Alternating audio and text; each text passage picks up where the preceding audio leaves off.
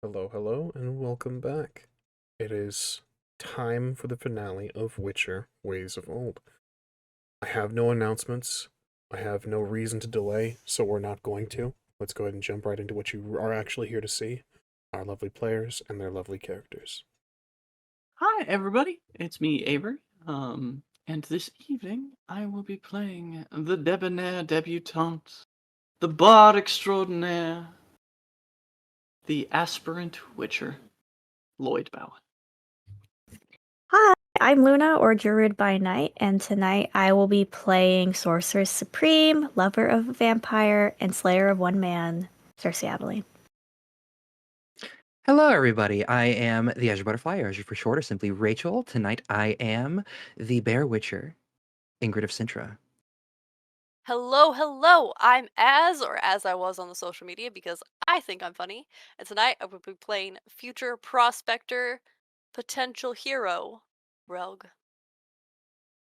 Potential hero, indeed. All of our companions here, potential heroes tonight. We're not going to delay in seeing the end of their story, so we're going to jump right into today's episode of Witcher Ways of Old. Begin each episode as we always do with a recap, provided very briefly by myself tonight, as it is a fairly quick recap. Last session was relatively simple. A lot of downtime was had. Spells were learned. Supplies were gathered. The what do we call it? A cabin was fixed up, and our heroes were basically just enjoying some downtime. At the end of which, they had found themselves in the evening, gathered and concerned by the growing flames in the distance, Cintra burning anew. Cintra was under siege, not by the North, not by interior control of the Nilfgaardians, but by one man, hell-bent on a mission. And this is where you find yourselves, dear heroes. There is a city burning around you. There are flames. You have just teleported with your gear. You are, I believe, last we left, Cersei, you had taken them to your previous shop. This is where you find yourselves now. And for all of your knowledge, for a quick layout of the land, I will bring you to a map that shows you where you are. Oh my god. This is where you find yourselves now. The world is burning around you. You can see Cintra on fire. You can see where you have teleported to. There is flames just to the right of you all. Cersei, what used to be your shop is left untouched for the time being. The fire will spread. There is no real stopping it unless you wish to expend tremendous amounts of magic and stamina. What would Joe like to do? Oh, right. Can I take the recovery action? By all means. Okay. There's probably a moment where Ingrid kind of gets consumed in the moment with all the fire around her, the screams in such a familiar setting. But she snaps out of it immediately. Do we see where Renwick is perched still from where we are? Unfortunately, no. That vision that you saw, or that we detailed last session, was for the viewers. As of right now, no sight. However, if you would like, since you are a Witcher and you have some pretty keen senses, you may make a roll if you wish. Sure. Let's call this intelligence awareness, please. If I recall correctly, people were running and we were kind of directing them to safety. Correct. Do we 20. see running from? Directly running from the north, north on the map, I should say. Away from flames, scattered, primarily running away from where your characters, the tokens you gave played out, are currently facing. Heard. The result of your roll, Ingrid? 20. With a 20, And as a reminder, all of your luck has refilled. With a 20, you can make out a vague shape amidst the flames. You are unfortunately... Cintra is not a flat city. On a little bit of a slope, you can see him a little bit elevated by the landscape itself and also by the architecture of this place. You can see a silhouette standing confident, strong, and where no mortal man would stand in the midst of flames. Everybody, do you see that? She's going to point it out. Yeah. It's got to be. At least we have a direction. What's the play here? Make our way. I'll look at the people running. We should make sure that he can't kill anyone else. We're doing a pretty good job of getting away. Now that we direct him where to go, so. Yeah. Are we Well- sure that the area that we're directing them to is safe? Nowhere is safe. This proves it. While he's alive. Rug, I need you to make me a roll. You are very close to flame. The city is burning, and you're going to attempt to run into it seems. I'd like your courage, please. Fingers crossed. It would be will and courage. That's a 9 on the die. Okay. And then Will and courage. I believe in you. will is 4. That's 13. I cannot find courage. So 13. Yeah, 13. Oh, was it a 0? I'm an assassin. We don't need courage. Kill people in You their sleep. lowered your DC a little bit based on the application of the Ashen Ointment before you step through the portal, as we had previously discussed. Ashen Ointment, of course, making you immune to the fire condition for 1 hour. That clock is ticking, Relk. I'll let you know the increments of time that pass before you start to become susceptible to the flames once more.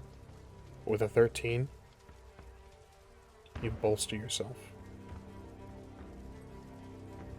You're not unafraid, but there are worse things, and there are weaker people that will face these if you break here and now. We should make our way deeper into the city. There's no Towards time to where waste. Make our Agreed. way in. Surround.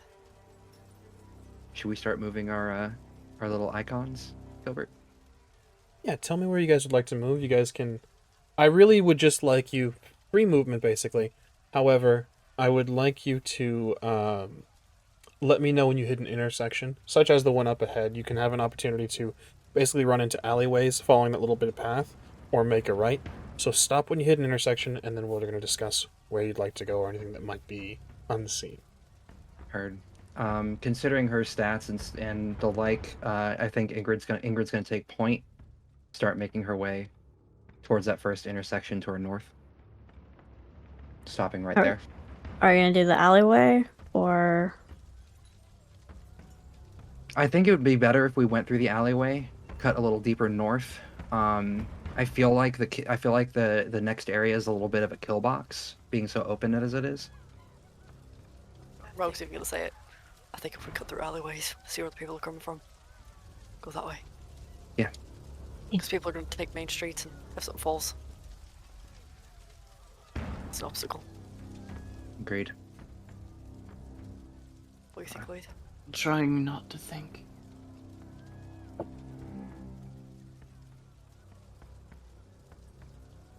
Yeah. Is player Azure saying that we agreed to go down the alleyway? Okay. Ingrid's gonna start moving. I get that one more time, Calamus. Relg asked Lloyd what he thought, and he said, "I'm trying not to think." And Rogue reached down and squeezed Lloyd's hand. Understood. Oh, there you go. And Cersei.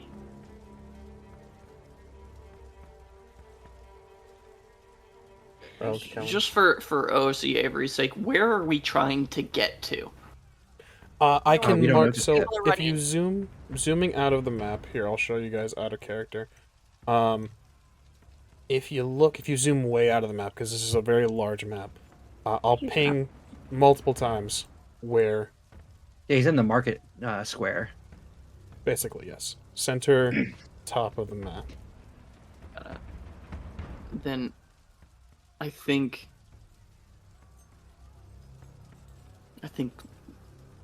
Lloyd will reach out to Ingrid before we get going. You will not see me, but I will be close to you. I will follow you, and I will be close, but you will not see me. Just be safe. This is no time to do anything rash. No. Keep my man safe. On my honor. I'm going to use one of my bard talents, which is, it's called Fade Away. Which, if you would like me to detail that for you, I most assuredly can in just a moment. The bard can make a fade roll against multiple targets or awareness rolls to fade into the background. This ability allows a bard to hide in the open when there are no good hiding places by slipping into conversation, drawing attention to something else, or the like. This ability does not work if you are wearing really flashy clothing. Which I believe we've established Calamus does not. No, I flashy have clothing. full armor now. Hell yeah, you do. So yeah, I'm gonna make a fade roll to just sort of move through the crowds in a way that is very nondescript.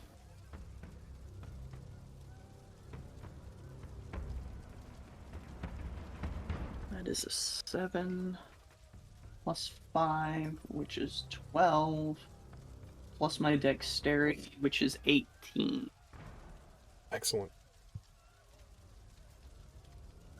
Silver sword in hand, moving through the crowds nearby, but not close enough to draw attention. Excellent. As a note, because we detailed you that you have your own silver sword now, where is Nyoka's sword? Who has Nyoka's sword? Out of curiosity. On my back. Yeah, Excellent. Ingrid got it back again. Yeah. Fate's in my hand, but Nyoka's serpentine silver sword is on my back. Understood. Once again, we're at an intersection. You have two choices, to the left or straight ahead.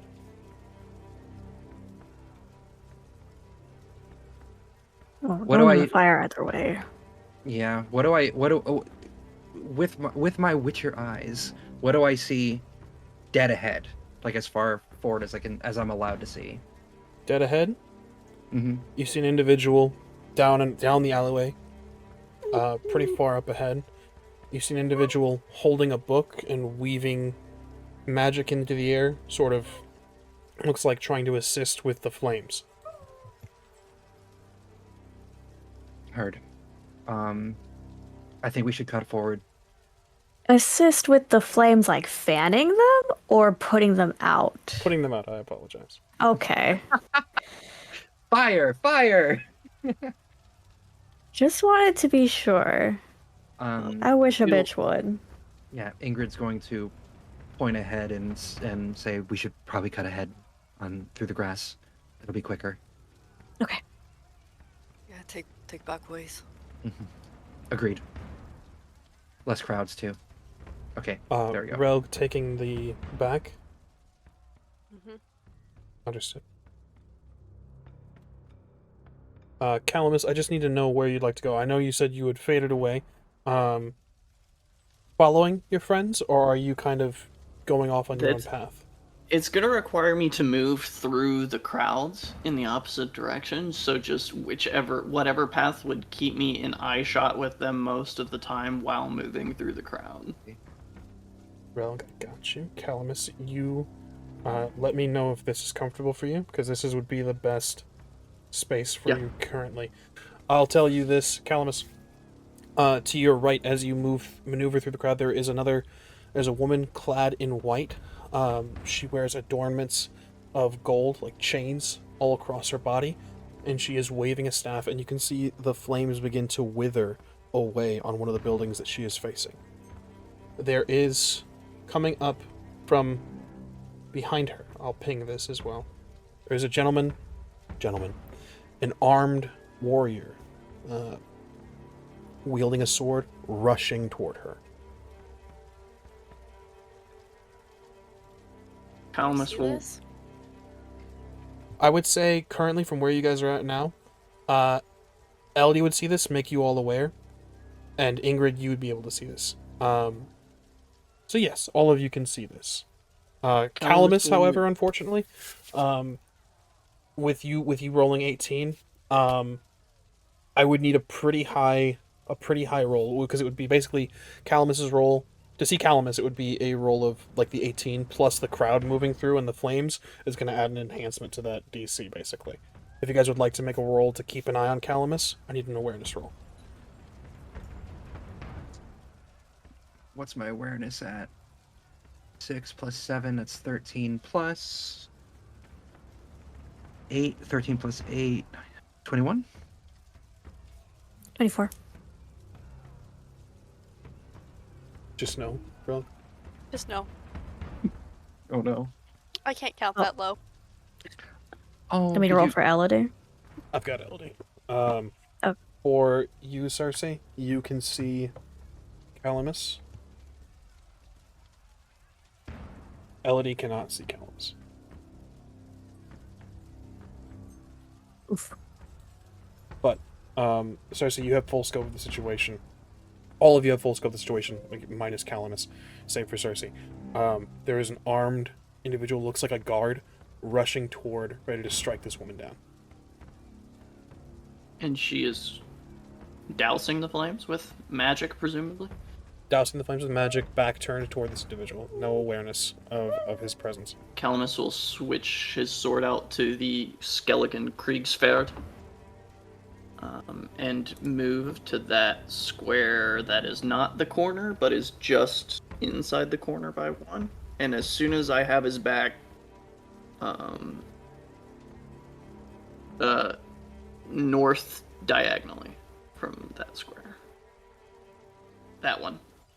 Excellent. And then as soon as he gets into that next square, I'm gonna take his back and and just zoink. Excellent. You want to take a swipe at him? Yeah, I'm gonna run him through. Hell yeah. Excellent. Go ahead and give me your roll.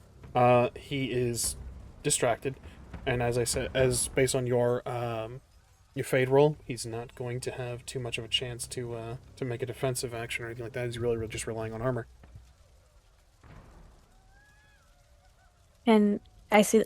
Okay, so Cersei saw this person. Given that there's flames and smoke, could I see like features? Just details. Your awareness roll is 24, correct? Yeah. Wearing a helmet, so difficult to see features. I'll give you as much as I can. Wearing the Cintran armor after Nilfgaard took over, this is a guard. Wearing the emblem. Okay. Okay. Gotcha. Thank you. 28, and that was a 10, and then a 3. Understood. Do me a favor real quick, because we're getting back into it. Aiming for a part? No, he's just trying to stab him. It's at 23? 28. 28. I need you... Actually, this would be a 25 because it is a strong attack. I'm sorry, That's- I always forget that -3. No worries. So, I need from you, because this is, again, we were kind of just relying on, he was just kind of just relying on his armor. Since you're not aiming, I would need you to roll me, because this is going to be a crit. Roll me 2d6, please.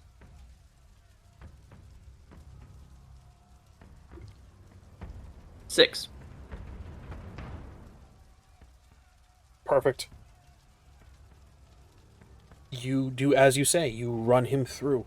You stab. You find a weak point in the armor. He's moving, and it makes it a little bit more difficult, Calamus. You stab straight through. It slides off the armor a bit, but it catches. And you find a moment where it hits just below the arm, almost into the ribs, and you find yourself twisting a bit, stabbing into the side. He now has a sucking chest wound. Alright, and damage for that. Strong attack adds how much? Doubles. Double Yeah. damage. Double. Yep. Double damage at a -3. He needs to make a stun save. Oh.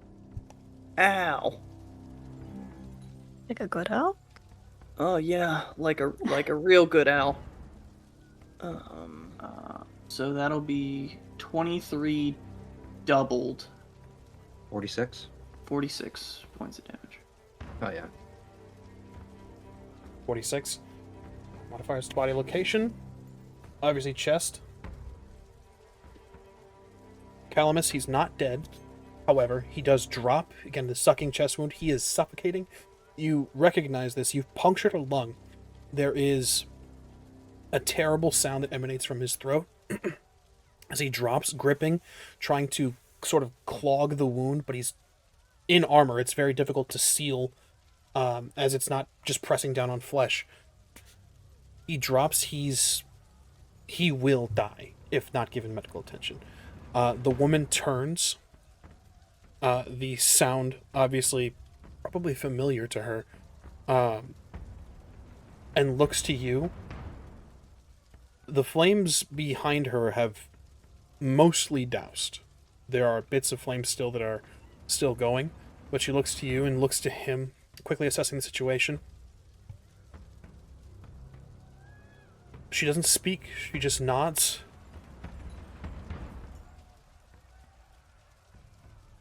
Calamus will nod in return. Say, for Cintra. She gives you the smallest smile as she begins to weave her hands. Not in magic, but she sort of... I would imagine you've probably seen individuals like this in your travels. In sign language, she, whether you understand it or not, she says, for Cintra. And Calamus will leave this man to his fate because he's not worth wasting another sword blow on, and fade back into the crowd. Keep moving. Understood. Being as Calamus had that handled, Ingrid's just gonna say, "We press forward." Percy's gonna nod. And I'm gonna Oh, move knock all the on way sky. up to there. Unless anybody says otherwise. I'm good for it. Understood. I will grab... Calamus would move to here. And then here. Understood. Keeping your awareness standing until further need. Cersei, out of the corner of your eye, you catch Calamus as you pass the buildings. He is a man of his word. He's keeping close. And Calamus, since you kind of triggered the fade, and no one has really made a stealth roll, no one really needs to make a stealth roll unless they would like to. You clock your friends just to the left of you, down about 2 intersections. All right, now that we're closer to this person, do we hear what they're saying? And get a better picture of what they're doing? Yes, you can see that they are chanting. Cersei, you immediately recognize this is frost magic, and he is beginning to try to assist with this. He's not as skilled as the woman that you had just seen, but it is dwindling. There is another individual further down that is rushing this individual as well with a sword. However, before we get to that, I'm gonna move the camera away from all of you for a moment. Flames everywhere. Cintra is burning. And you are far off your mark. Nyoka. You had hoped that this mage that you had picked up along the way would be more accurate. But instead, taking you directly to what he had seen in the flames,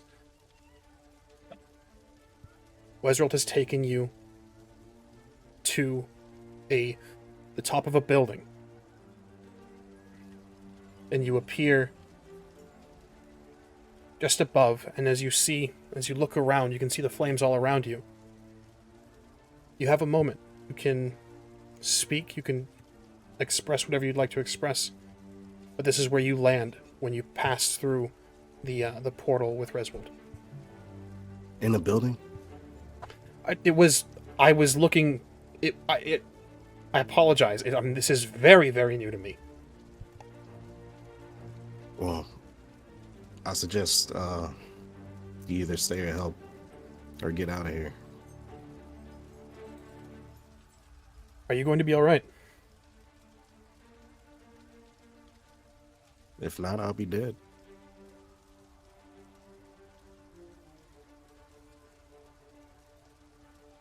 I wish I was brave enough to stay. Thank you for getting me here.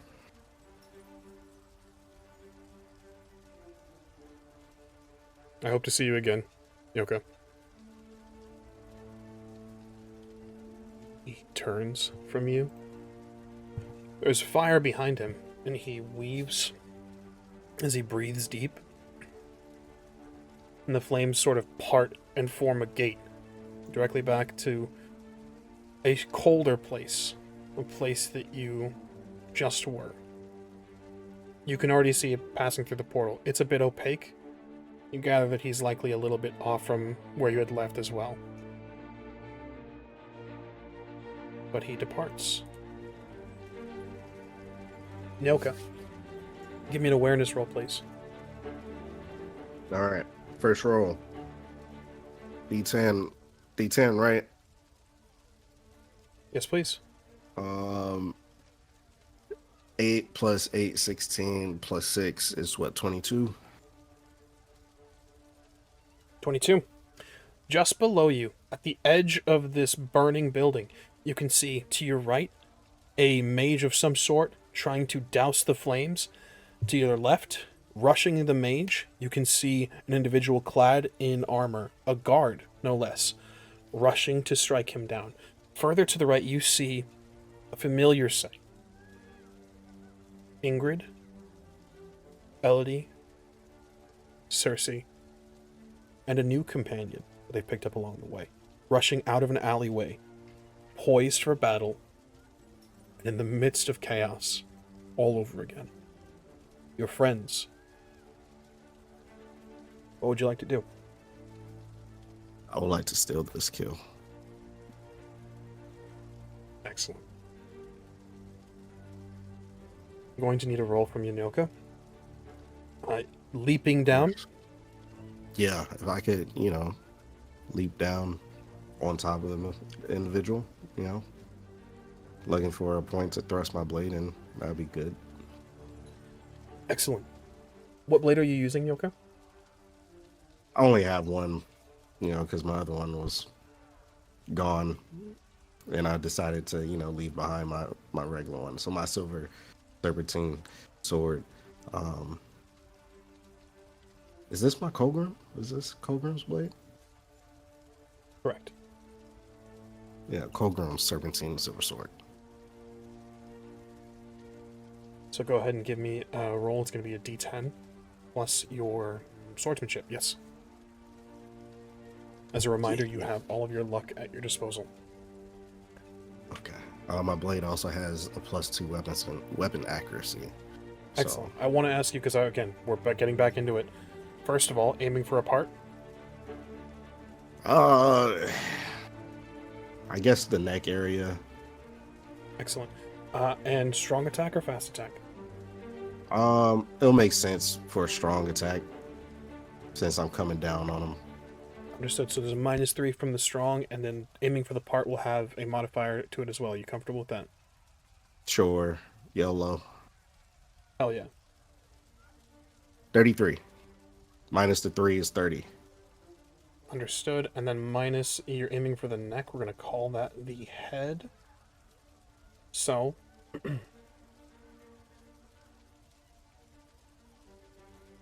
penalty would be -6, but, so that brings you to 24. He doesn't have a chance to make a defensive action. He's not even aware that you are present. Go ahead and give me... So first of all, I need you to roll 2d6. Alright. 5 and a 6, that's 11. 11. Excellent. Go ahead and give me damage before I detail this, because this is the critical that you've just rolled. I'm gonna apply the benefits, but we're gonna see if it even matters for description purposes. Because you could roll enough damage to kill this dude. On brand. Hopefully. 32? Yeah, 32. 32. However, because of your chosen location, this is a head wound, so this is going to be... this is tripled.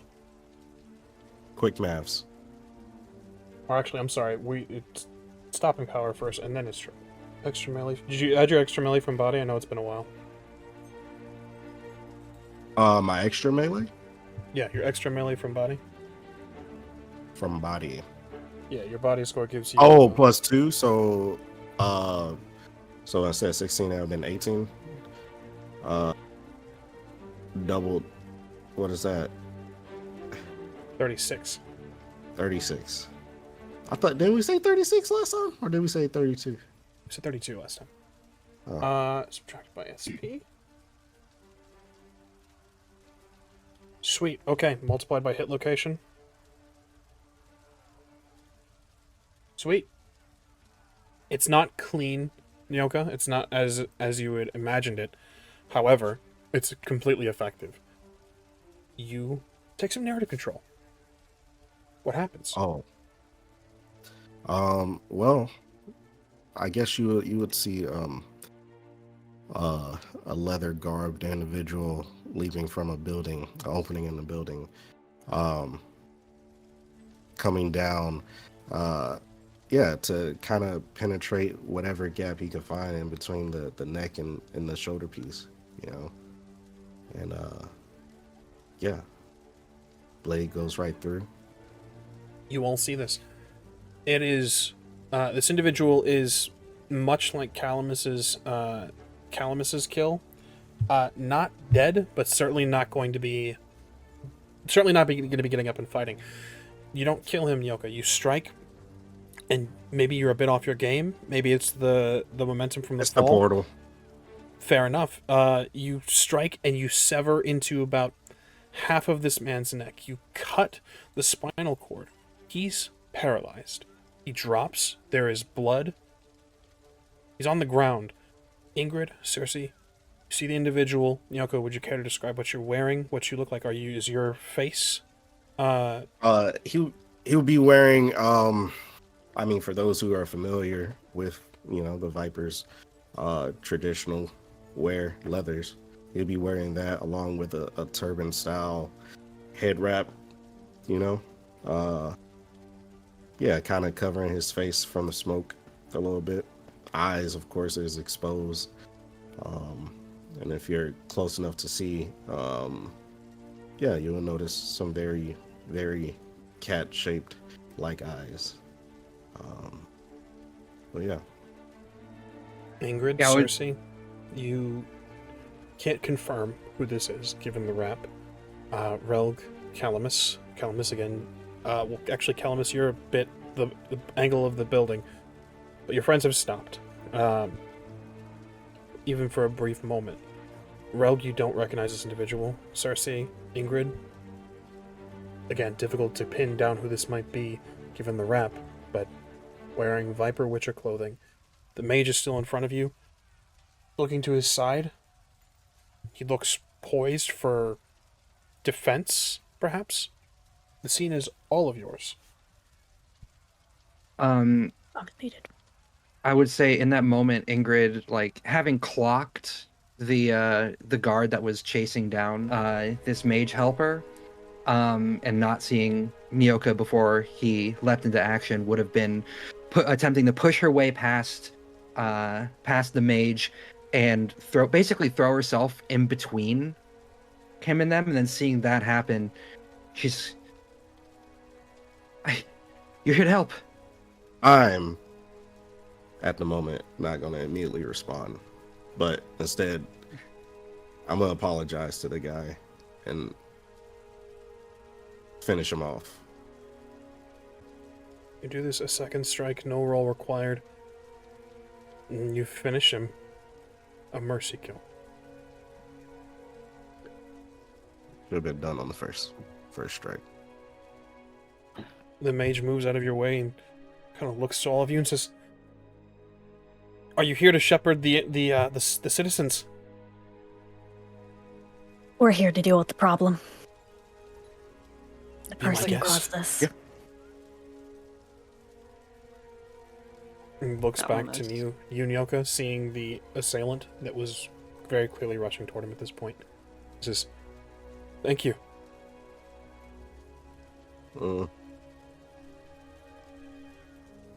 We must hurry. You're a witcher of some sort. I assumed that much based on your armor and your eyes. There's a higher vampire to the north of us. You know a lot of vipers now? Is that what you're saying? Okay, the voice. Do I clock it? I would say with the sarcasm, the voice, of note, 2 arms. Nyoka, your Our arm. arm is very covered and gloved, and his other arm is pretty free, exposed hand. So Calamus, having moved throughout that whole thing from the corner behind Nyoko, will just peek Yes, I around see the you. corner. Nyoka, give me an awareness roll. oh, thank you. Yeah, Rogue And that's still the has last an we arrow heard of- trained on Nyoka. Just about to say that's the last we heard of Calamus trying to sneak up on Nyoka. I mean, Calamus, that was a pretty sneaky roll. My awareness isn't that great.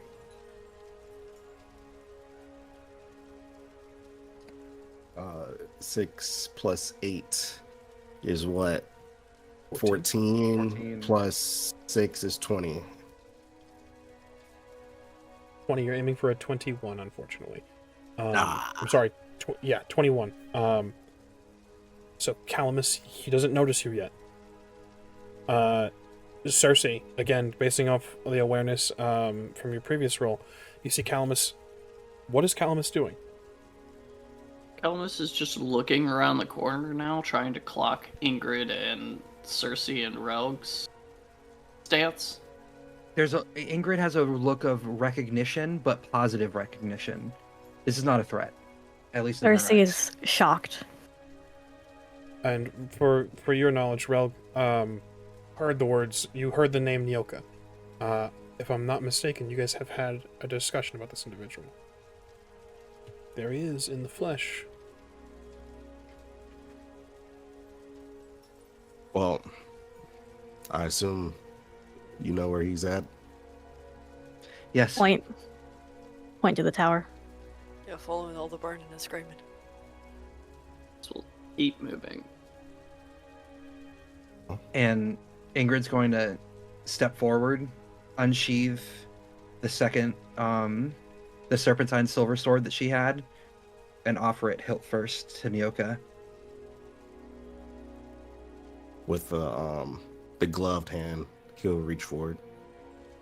It's good to see the cub still alive and the rest of you, and a new one. And another somewhere here. The menagerie keeps growing. But we It should does. keep moving. Agreed. I take off in the sprint. Ingrid's just falling right behind. Excellent. Yeah, I'm gonna keep up. Ingrid's gonna keep up right behind Nyoka. Excellent. Same questions apply whenever you guys hit an intersection. Let me know. We're gonna pause there, and then you guys let me know which way you guys are going. There's a brief discussion that you guys can have, of course. By all means, what you guys want to do. Okay, so we're gonna move. So I assume Nyoka is moving up to the first intersection. Mhm. I'll take the square right behind. What do we see looking in all three directions? Well, realistically, left and forward. Because right's gonna take us further away from where we want to be. I gotcha. Relg, right I mean, we behind know Cersei. we're. Oh, sorry. What's up? Relg right behind Cersei. Yeah, Relg is taking up the rear. We know we're pretty close, right? Yes. Once you guys get into that sort of grassy intersection where there's a path forward, a path left, and path to the right, Ingrid, you, I believe, had clocked where he was standing. Yes. To your left. You've rushed up this area and avoided all my side encounters. Love that. And he's kind of... You can either go straight forward and make a left, or go make a left now and then go straight forward. Do you want to flank him? Or attempt to? Split the party. Yeah, I think not communicating with the others. What? What was that? Cal will cut across to here. Understood with that. Rug, I believe the wet bag lets you communicate with people that you can see, or is it just... You said it was within a certain range because we tested it because we were 60 inside meters. and Right. outside. 60 Right, So- right, okay. Wet bag. Yeah, Go 60 for it. meters. Wet bag. Surround and conquer. What was that? Surround and conquer. Anyone Right, else good Yes. idea. distract him I'll- last time? I'll look to Waiting. Elodie. Waiting for you. So I assume right up ahead then. We take two. Do we want to split up? One go. Some of us go left. Some of us go forward. I will go forward with Calamus. I'm at Renwick's side. I'll go left. So I'm coming right at them. There's Elodie. Where's she going? Where she is needed. Okay. Relg, maybe see if you can get into one of the buildings that line the court square and fire from a window. Let me take a moment to prepare. And I'm gonna start downing potions. So What do you want to down? everything in my bag. No, I'm just playing. So say you got to worry about toxicity, my dude. Oh. Cersei will say Nyoka, and she'll fumble in her pouch, and she'll hand you a moon dust bomb.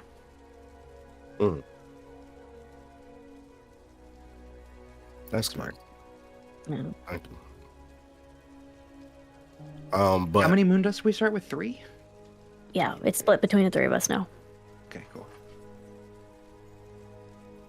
I want to take black blood.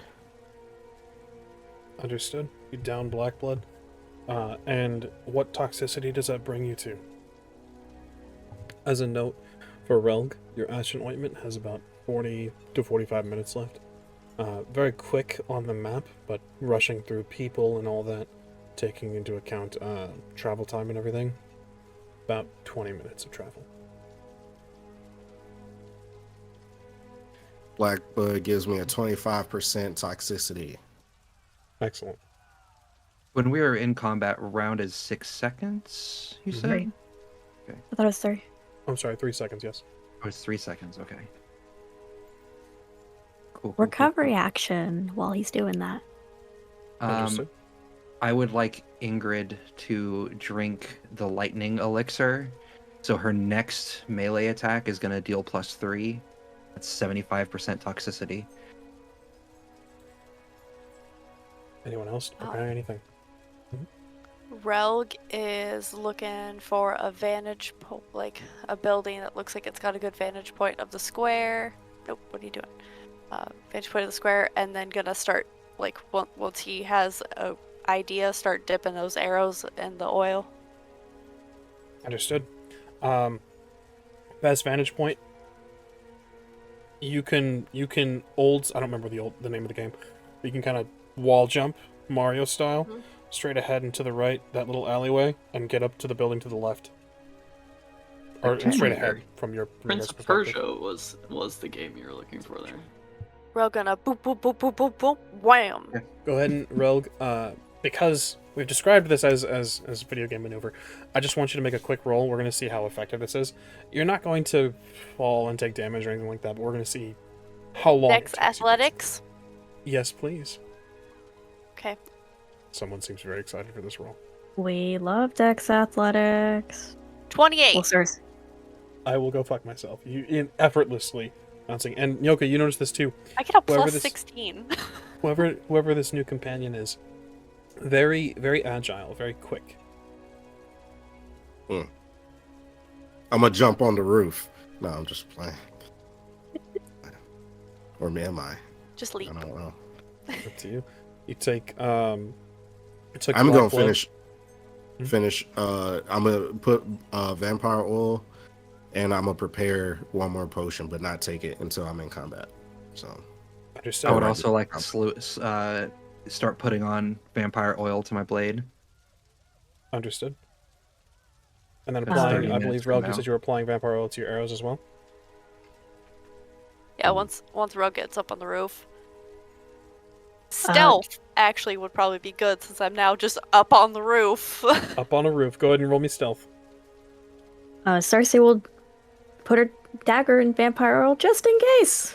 Excellent. Oh, stealth isn't as Calamus, good as anything from you? Calamus has the Thunderbolt potion in his hand. Has switched to the Silver Sword. And is going to move to here.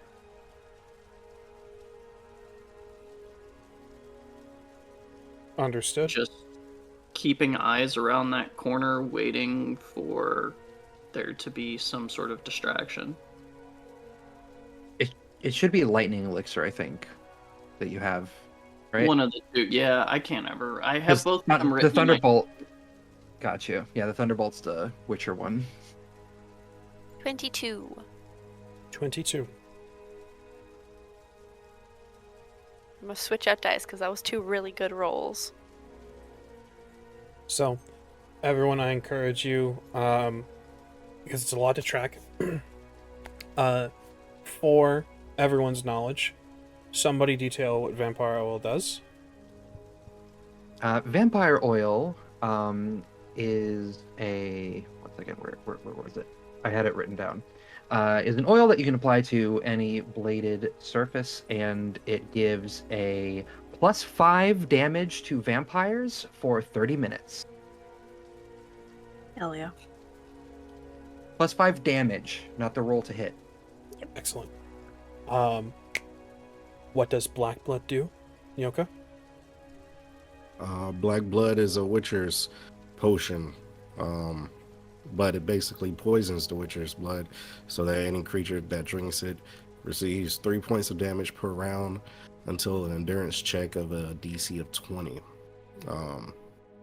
And the creature is also forced to recoil 2 meters, I guess, after drinking the blood. And it's for 20 rounds. Excellent. And then we detailed what Thunderbolt does. Calamus, if you would kindly detail what Lightning Elixir does. Lightning Elixir, I almost said Calamus is. Lightning Elixir is a elixir that grants +3 damage to the next melee attack at the cost of 75% toxicity. Excellent. And with the illumination that lasts for 30 minutes, I will go ahead and, with Calamus's new two-handed, single-edged silver witcher sword, apply the vampire oil. Excellent. Because this is many things that count, so we're going to start the timer all at the same time for you guys' vampire oil, your lightning elixir, your thunderbolt, your black blood, all that good stuff. We'll just keep track of rounds. I'll let you know how many rounds have passed whenever you reach the market square. But you have to be quick, because again, 20 rounds is a number of seconds. 20 rounds is 60 seconds. That's a minute. So just be mindful. We're not going to be going, obviously, in real time. I'm not going to start a timer for you guys, but I'll let you know how much time has passed. So, Rug on the roof with a stealth roll of 22. Renwick with an awareness roll of 26. Looks as you crouch down and begin to pour oil on the arrows. Mad eyes. Relg. So he looks. Where is she? He begins to scream. Where is she? Rogue just stone face, but touching the wet bag goes, he found his destruction. You won't be Perfect. careful. Taking the potion, heading around the corner. I'm going to grab Elodie's hand and kiss it. I'll be with you. And I'm going to cast Cloak. And I would like to do the thing where I use both my foci, expanded magic. Understood. Go ahead and cast Cloak. What was that? Oh yeah, we good. Okay, yes. So I use both my focuses. So that's going to be 16 minus 8 is 8. We are going to go not in turn order. We're going to go round by round. 2 rounds having passed. 6 seconds. Round by round, I need you guys to take a look at your speed, where you can position yourselves. And go ahead and do so. How much can we move in a round? Up to your speed or run. equaled in meters. So one square is 2 meters. Yes, if you'd like to take a full round to use your run, it would be equal to your run in meters. Each square is 2 meters. So this right here would be a 5-foot space. Technically a 2 meter space, but yes. 2 meter. Okay, so again, because Rogue's leap is 5, so I can just start booking it that way, away from where Cersei's headed. Yeah, I'm headed. Can I pink? So she gets a better advantage point. How pink? Yeah, I'm going there. Perfect. Okay, so Rogue's gonna go, because I got a run of 24. Or no. Yeah, I got a run of 24, so Nice. I can maybe. No. Here we go. I will spend I can the make it 3 here. stamina Yeah. to take an additional move and then an action. So, leap. And I'm going to roll needling against Renwick. Detail neatly for me, please, while everyone else is getting in position. A bard can make a needling roll against the target's resist coercion roll. If successful, the bard goads them with obscenities and threats until they attack. The target takes a negative to their attack and defense equal to half the bard's needling value, lasting for as many rounds as the needling value. Understood. Against resist coercion? Yes, sir. Understood. Ingrid, what were you up saying? I'm having Ingrid run up to where she currently is, 12 meters. Understood.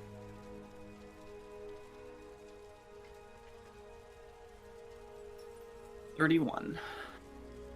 31, you said? Yes, sir. 26.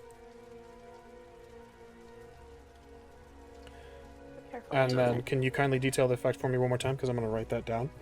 Absolutely. And everyone feel free to yell at me to remember the effect of needling. A bard can make a needling roll against a target's resist coercion roll. If successful, the bard goads them with obscenities and threats until they attack. The target takes a negative to their attack and defense equal to half the bard's needling value, lasting for as many rounds as the needling value. So it'll start at a -5, and then a -4, 3, 2, 1, because I have 5 in needling. Understood. Question, if there's time. Yes. How tall is this building? This one, the one that Rob was on. About... height is strange. About 10 feet, so in meters, I'm not entirely sure what that would be. Can Elodie jump on the building? Yes, Elodie will be able to jump on the building. Alright, I should have just asked that. And real quick, again, Calamus, you have a 5 in needling, correct? Mm-hmm. And doesn't the ability say half your needling value? Yes. So, Okay. Do we want to round up or down? I believe it's rounded up, so it'll be -3 to begin with. -3, and then 2, and then 1. Yep. Excellent, excellent, excellent. So Calamus will rush forward and, with the silver sword in hand, just holler out at Renwick. Where is she? Well, you'd know if you could keep your hands on a decent woman, you fucking twat. Excellent. There is a look in your direction, Calamus, causing, you can very clearly see he was going to pursue, Relg. But looking to you, this gives the time needed for Relg to rush across the building, making a leap across the other side. His attention is on you. Nyoka, you round that corner, there are 2 guards poised and ready for combat, sort of blocking this way. Let's see, so let me run through you guys each one by one. Calamus, you are rushing, shouting some obscenities and some taunts. Cersei, you are in that alleyway or moving upwards onto the building? I did a run. I can't do any more movement. You can expend 3 stamina to make an extra move. I would like to. You said Renwick isn't looking at Rogue anymore? Correct. In that case, can I use careful aim? Yes. Okay. Absolutely. I'll ask for the details after we get to that. Cersei, you had... Let me see. I'm gonna have to. Yeah, okay. Boop.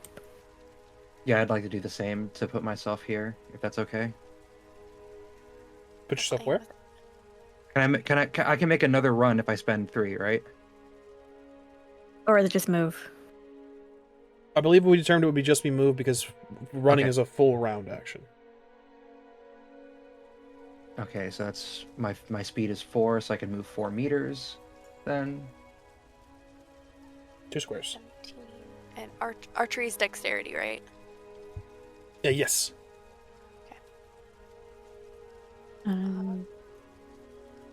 Is 27 over Renwick's reflex times 3. Renwick's reflex times 3? Mm-hmm.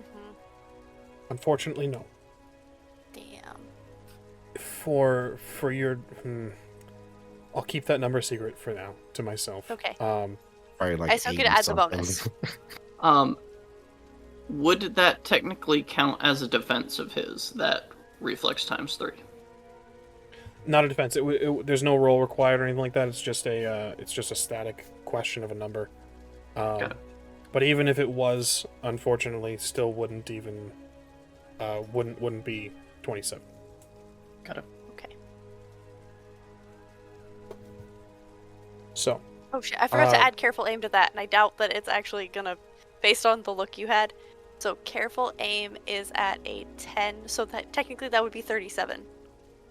I'll say this, it's a lot closer. Okay, that's cool. Cool. I always forget to add the actual number for the skill.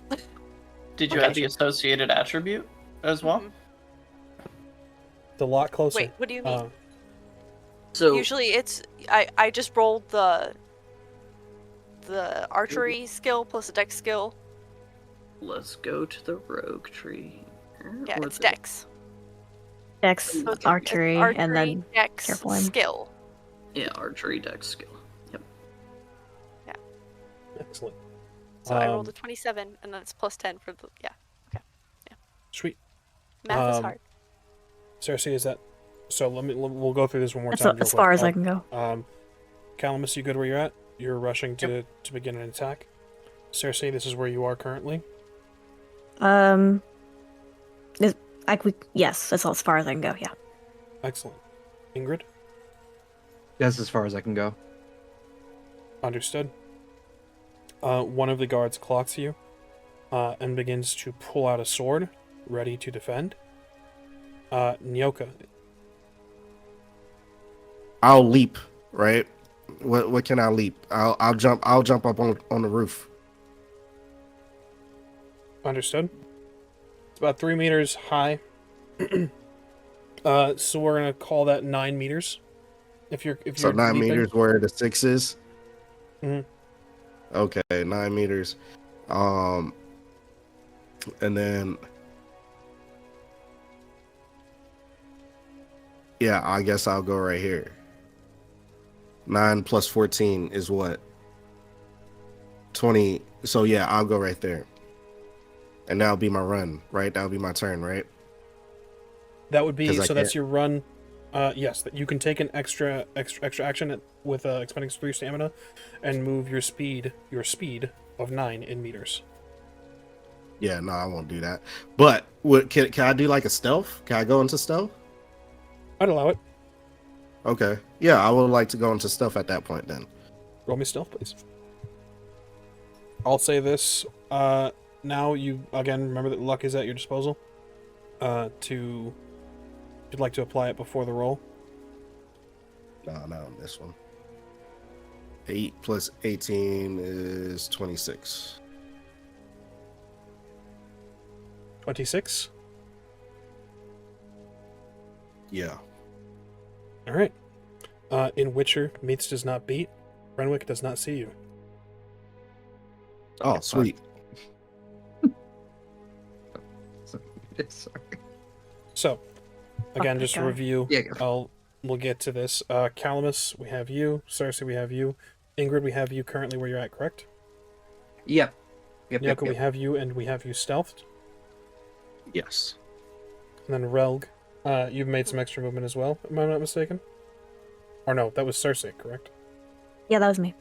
Yeah, okay. I moved my full 24. Understood. And his attention's on Calamus, but you can go ahead and roll stealth if you'd like. Okay. Melody's on the roof, ready to assist, jump in on whoever he starts trying to attack. Man, the roof sounds like a fun time right All now. right. I haven't I know, taken right? and used Assassin's Strike yet, so I have not attacked him. I can't use Assassin's Strike yet. But my stealth roll is 22. 22. Unfortunately, whenever Renwick, 26, whenever he first initially rolled his awareness, he will be able to see you, should he turn his head in your direction. So, everyone in position. Right before we roll initiative, we're going to take a brief break here. Welcome back. We have rolled initiative in the interim during our intermission. There are some things, dear viewer, that you can see that our players cannot. So, we're going to jump right into combat. We have our turn order. Elodie will be going first. Cersei, you have the character sheet. I think it would be disingenuous for me to act as Elodie for the time being, as you have a plan, if I understand this correctly. I have such a good plan. Okay. So, holding an action, we've established we can do that, yes? Yes. Can I hold my action for Elodie to jump in between Calamus and Renwick if Renwick attacks Calamus? Absolutely. She's gonna perch here, attempting to not be seen by Renwick. Give me a stealth roll. Okay. Her stealth is ridiculous. Fire vampires are ridiculous. 43. Understood. We said, I'm sorry, 23 or 43? 43. Jesus Christ. She is the knight. That's my woman. Elodie is the knight, unseen by mostly all. Yeah, I want her to effectively take a block action. To jump in and Jump take a in. block. Yeah.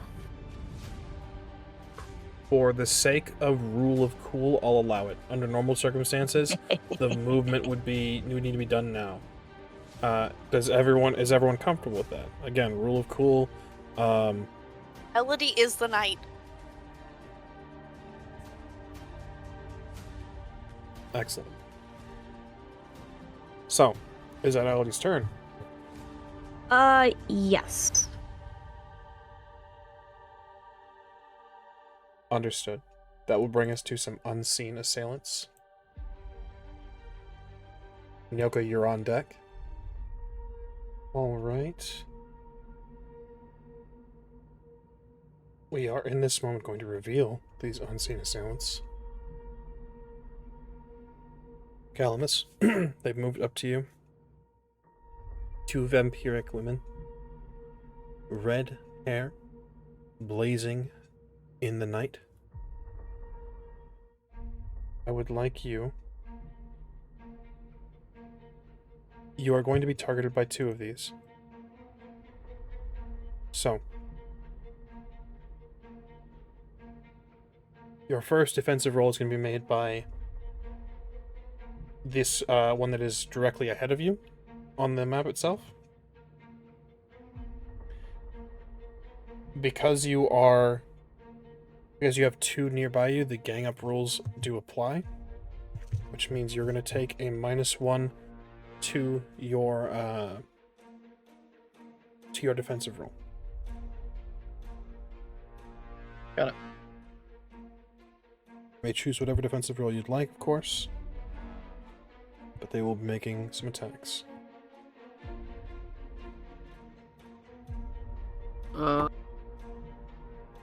We're gonna try and parry. Can I do that with 2 attacks, if so, do I need to make separate rolls for each? First attack, only just the one. So if you choose to defend against all the attacks that are becoming your way, you'll need to expend stamina, essentially. Will do. Spend the 3. So we'll deal with the first one here.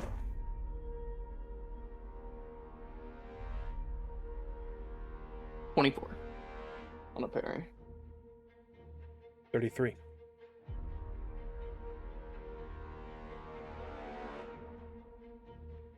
Is it 24? Yep.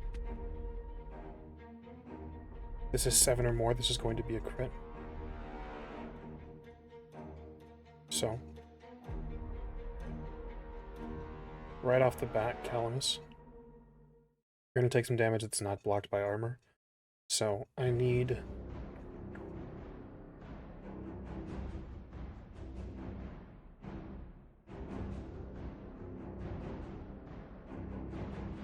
Nice. You're going to take 3 damage right off the bat, not blocked by armor. Takes me down to 32 because my body increased to give me 5 more hit points.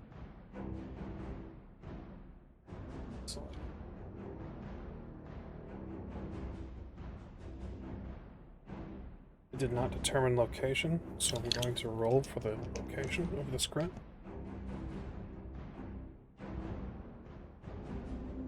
Creature stabs into you, lodging a claw. Instinctively, Calamus, you jump a bit out of the way. The movement quickly The quick movement takes away the aim of the Bruxa, striking into your right leg, stabbing into the armor. The result of the crit, you have a foreign object lodged into your leg. Could be a piece of your armor itself, could be a chunk of the nail or talon.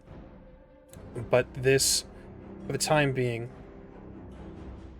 is going to, what that means for you is your recovery and critical healing are quartered. Treating it and stabilizing it, of course, will reduce that. And luckily, this is just a simple critical, so it will not be sticking for any permanent amount of time. Heard that. Next, I need you to go ahead and make me a stun save, please. Just to roll a d10, and you're hoping to roll below your stun. My stun is 7, and I rolled a 1. You are not stunned. Next, I will be rolling some weapon damage here. And this will... the stopping power of my leg armor will be against this, correct? That is correct. So, looking at our handy-dandy combat chart, body location is your right leg. So we're going to multiply that by the damage I just rolled, which is halved. That'll be 9. What is your stopping power? 8. Excellent. You're going to take 1 damage from the attack itself, not from the critical. You're going to reduce that point of that section of your stopping power from your armor by 1, so that leg is now at 7.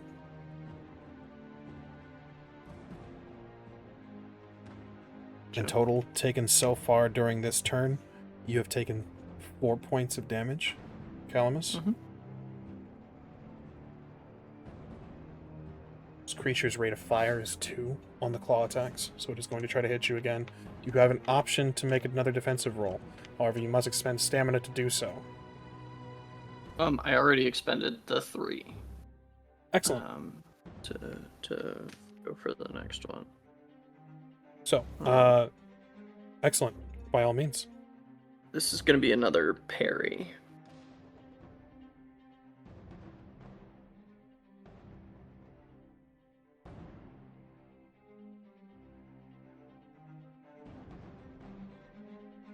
$33. Unfortunately, she rolled a 10 and then a 9, so that is 43.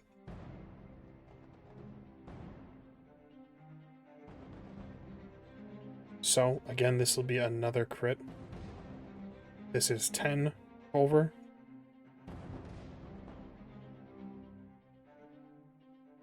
So this will be a complex critical. We're going to roll for damage location to make some sense of the combat. She strikes at you, Calamus, torso area, breaking your rib. Your armor holds up. It doesn't pierce exactly, but the damage is coming from the weight of the blow. Strong these creatures are, despite their size and their frail-looking frames. What a broken rib does for you, you're going to take a -2 to your body and a -1 to your reflex and dex. Whew. Heard that. So that will decrease my overall health as well. Which would put me currently sitting at, instead of 31 where I was, that will sit me at 21. You're going to take 5 from the crit itself, unblocked by stopping power. 15.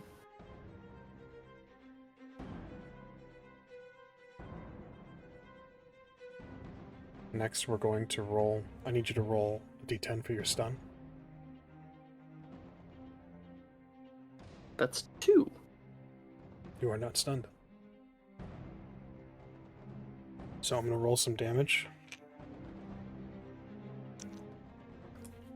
What is the stopping power of your torso? 12. Say 12. Excellent. Rolled 14. 2 goes through. Because it's the torso, it's multiplied by 1, so 14 stands total. Stopping power 12, leaving the 2. You're going to reduce the stopping power of your torso armor by 1, bringing it to 11, and you're going to take 2 more damage to your health. torso. The creatures, these Bruxa,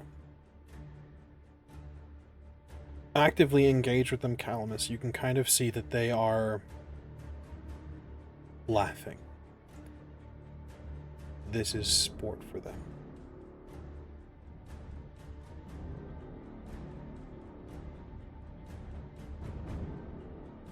The other does not attack, but instead seeing that her sister, in a sense, has this situation handled, is going to move past you and expend 3 stamina to take an extra movement action. Going 2, 4, 6, 8, 10, 12.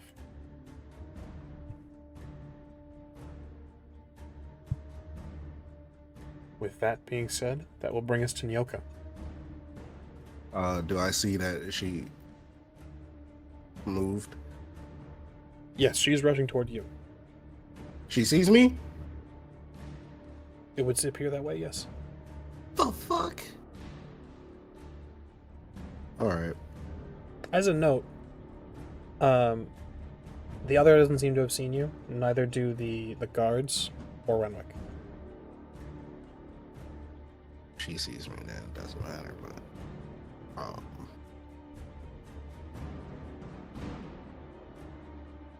I mean, fuck it, you know.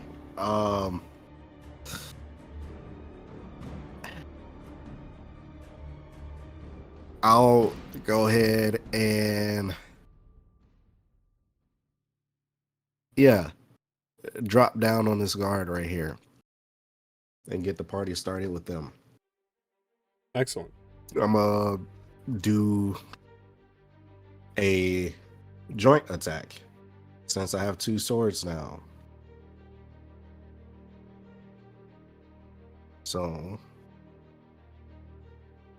yeah. So, first question, aiming for a part? No, not really. Just aiming to hit.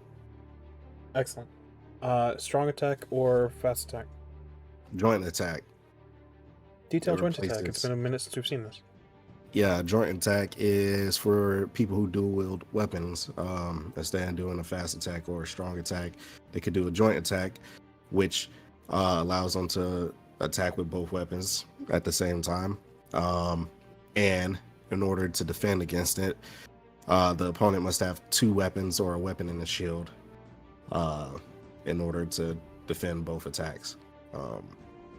Let's see, 9, 12, that's 21, 11 is 31. 31. This individual is unaware that you're present. 31. You can go ahead and apply a crit. This is going to be, they're going to take some damage right off the rip. So go ahead and roll me 2d6. 2d6. 5.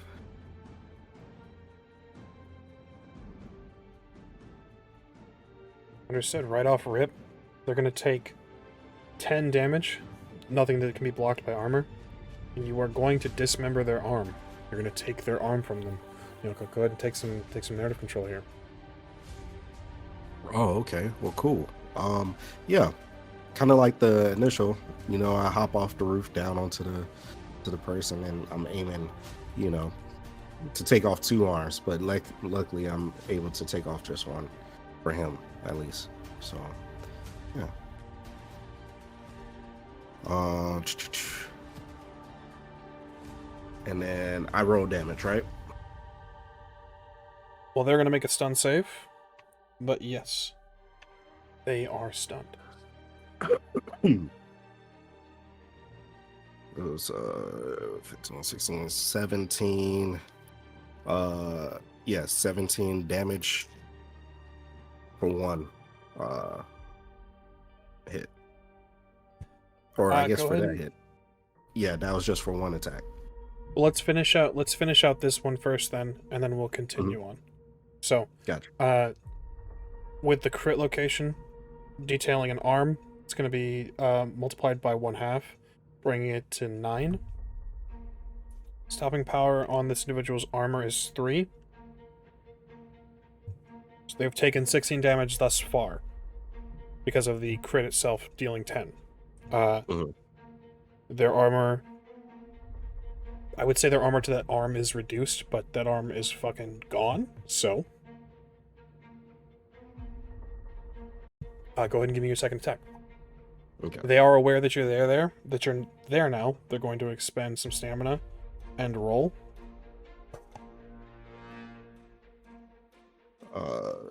18, 19, 20, 19 plus 11 is what? 30.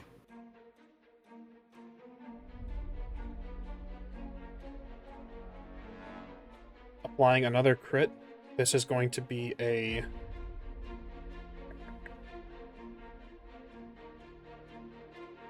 Where are you? A difficult critical. So they're going to take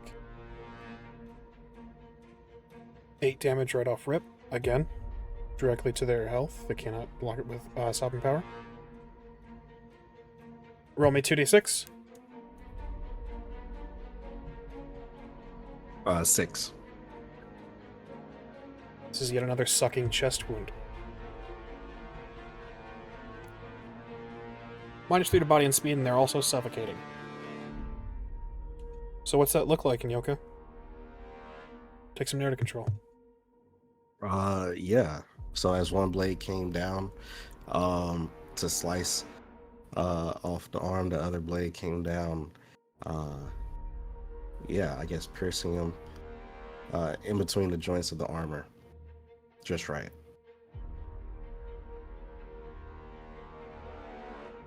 Excellent. Go ahead and roll me damage.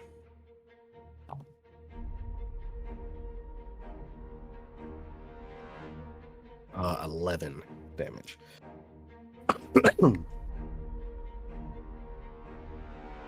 And they're poisoned. And they're poisoned. Well, I'll tell you what. I don't think it's going to matter. How do you finish this off? Inyoka, how does this dispatch work?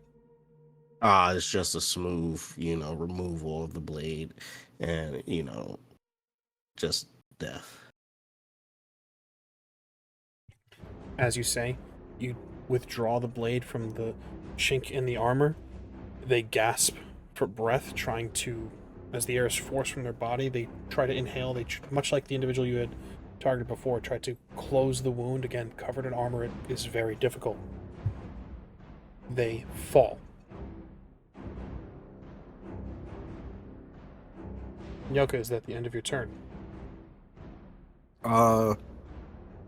Yeah, I guess I'll be here now, right? You so wish. I guess I'll be right there. And that'll be the end of my turn. That brings us to Calamus. Alright. Gonna do... Ingrid, you're on deck. Gonna do a quick attack. So going for 2 shots on this Bruxa in front of me with the silver sword, the potion, and the vampire oil. Understood. Said fast attack? Yep. Aiming for a part? Oh, jeez. 43 on the first. 25, that's 18 over. You're going to apply a deadly critical. It's going to be 10 damage straight to her. I'm going to call her Brooks a 1.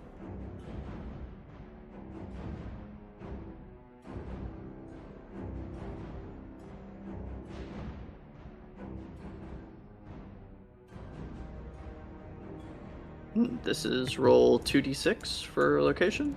Yes, please. 12. Well, Calamus, you tell me how this happens. The effect is a separated spine or a decapitation. Shit. Take narrative control.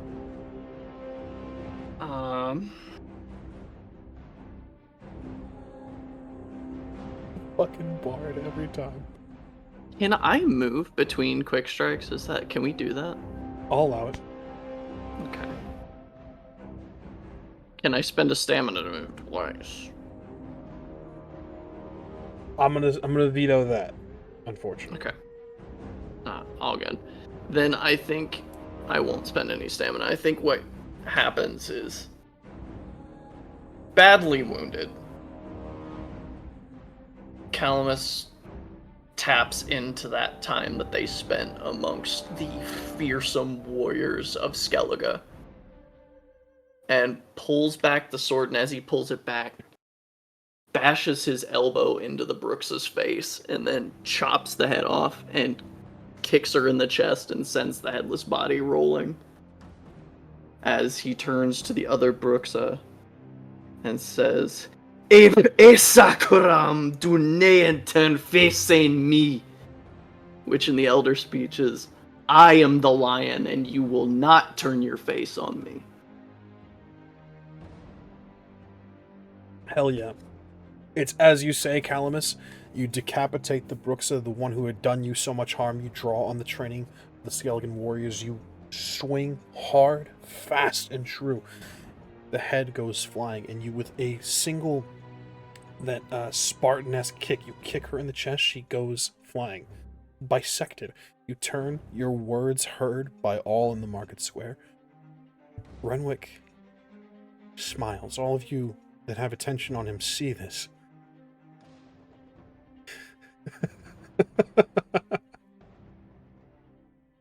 The Brooksa turns back to see what has become of her sister. A terrible scream is heard, echoing across the flames and the burning buildings of Cintra.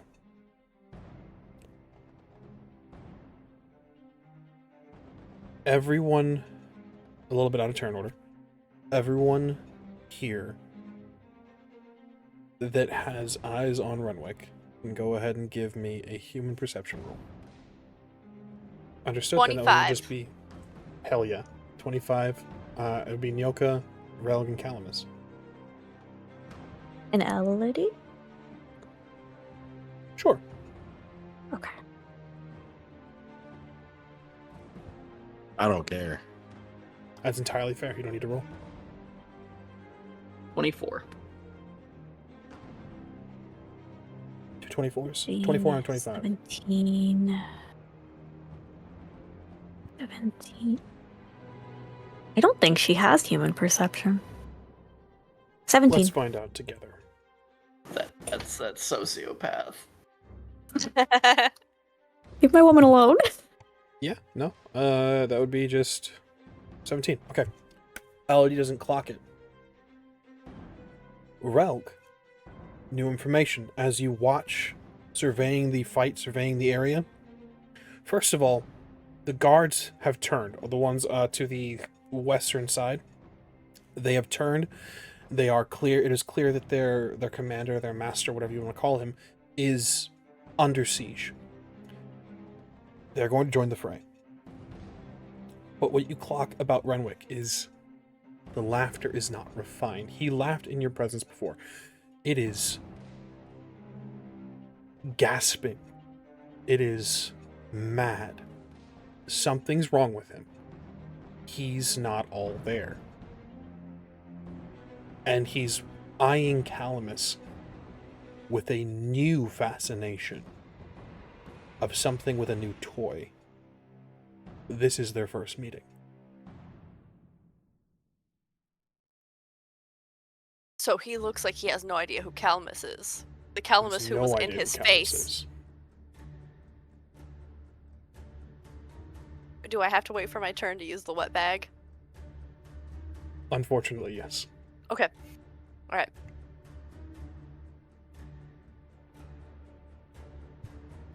That would still be Calmus. Being that that was a quick attack, I do have a ranged weapon, but I don't think I can throw it far enough to hit anything other than the Bruxa.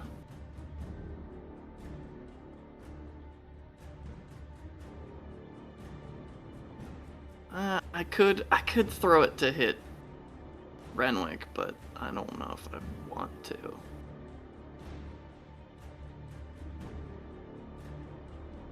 Can I ready the second attack for the quick attack for something getting in my face, or would you require an expenditure of luck? Is this an offer of a devil's bargain? I mean, it's hardly a devil's bargain if I'm the one offering.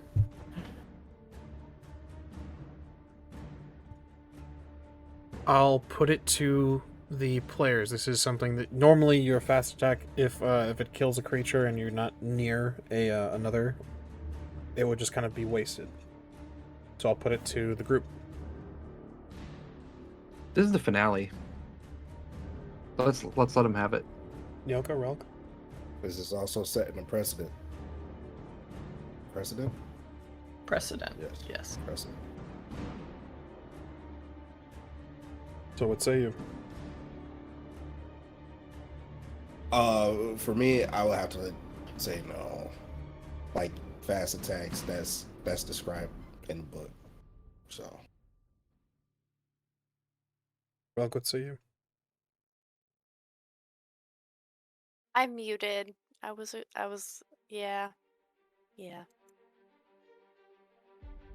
2 nays, 2 yays. We'll leave it to the dice.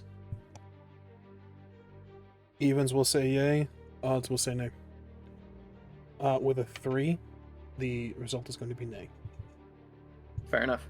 Then that will be my turn. That brings us to Ingrid of Cintra. Charge. I'm gonna attack. I'm gonna go right into because it's 10 to get up to. Let me see.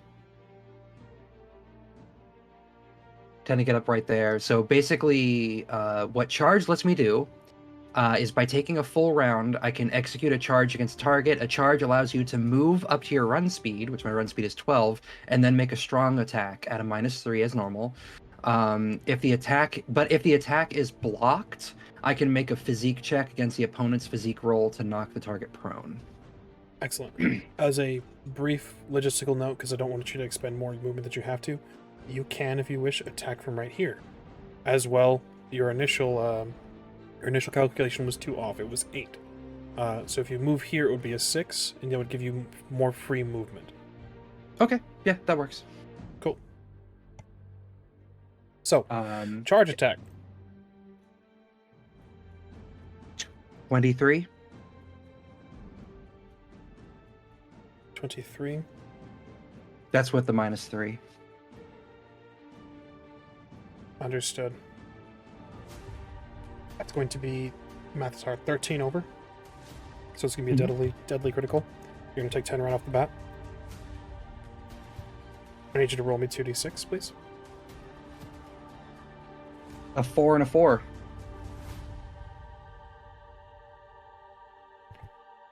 They are going to be under the effects of septic shock. This is a torso blow. You damage their intestines. You cut across the torso. Waste enters the bloodstream. They're going to quarter their stamina, take a -3 to intelligence, will, reflex, and dex, and they are also poisoned. Either have them roll a stun save. They are not stunned. Go ahead and give me your weapon damage, please. I also realized just now that the only sword I had in my hand was Fate, so it's going to be the silver sword. Unless you're going to allow me to quick draw. I will not. So that's 2d6 plus 1 for the damage. 7 plus 1 is 8, and that's a strong attack, so it's doubled, so 16. 16 multiplied by the body location is torso, so 16 stands. This is a human, right? 100%? This is a human. Okay, just making sure. Because then the silver damage would take into effect. But no. Yeah, no, I'm checking. We're good on that. So it's 16. Mm-hmm. The 11 points of damage to their torso, which was reduced by 1. Their torso armor is reduced by 1.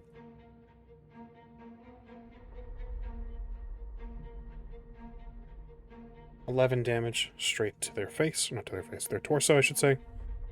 That's 21 damage total.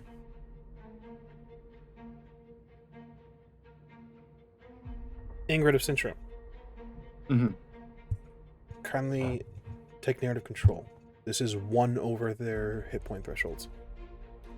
Honestly, we're going to go just right in. She's feeling the intensity of the heat of the fire that's near her. She's feeling the anger and the determination rushing through her. So as she's just charging with fate, the giant fucking silver greatsword in hand, she's gonna charge right in and finding a spot in the armor as she's charging. She's gonna just like thrust the blade forward, kind of pinning him to the wall and then pulling out.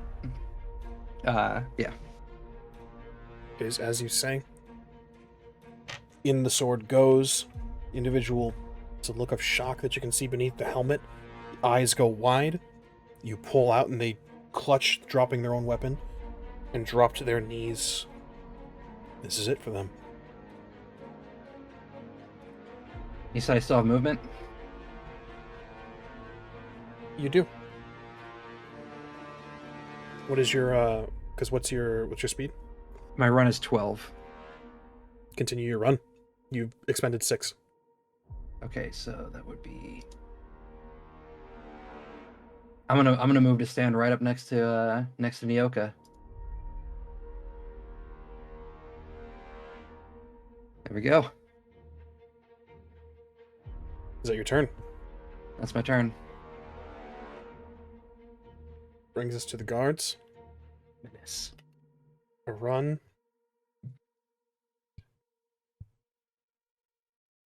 A run. They rush to protect their master. One is going to target Nyoka, the other is going to target Ingrid. We're going to start with you, Nyoka, first. Now this is the rate of fire. For an iron longsword. Go ahead and feel free to make a defensive roll if you'd like. Well, yeah, I don't want to get hit. Can I parry? Absolutely. Okay. It is 15. What? It's a 15, so that's the roll that they've made to attack. It's a 6. All right. But what is it? 11. Is it normal D10 reflex? Yeah.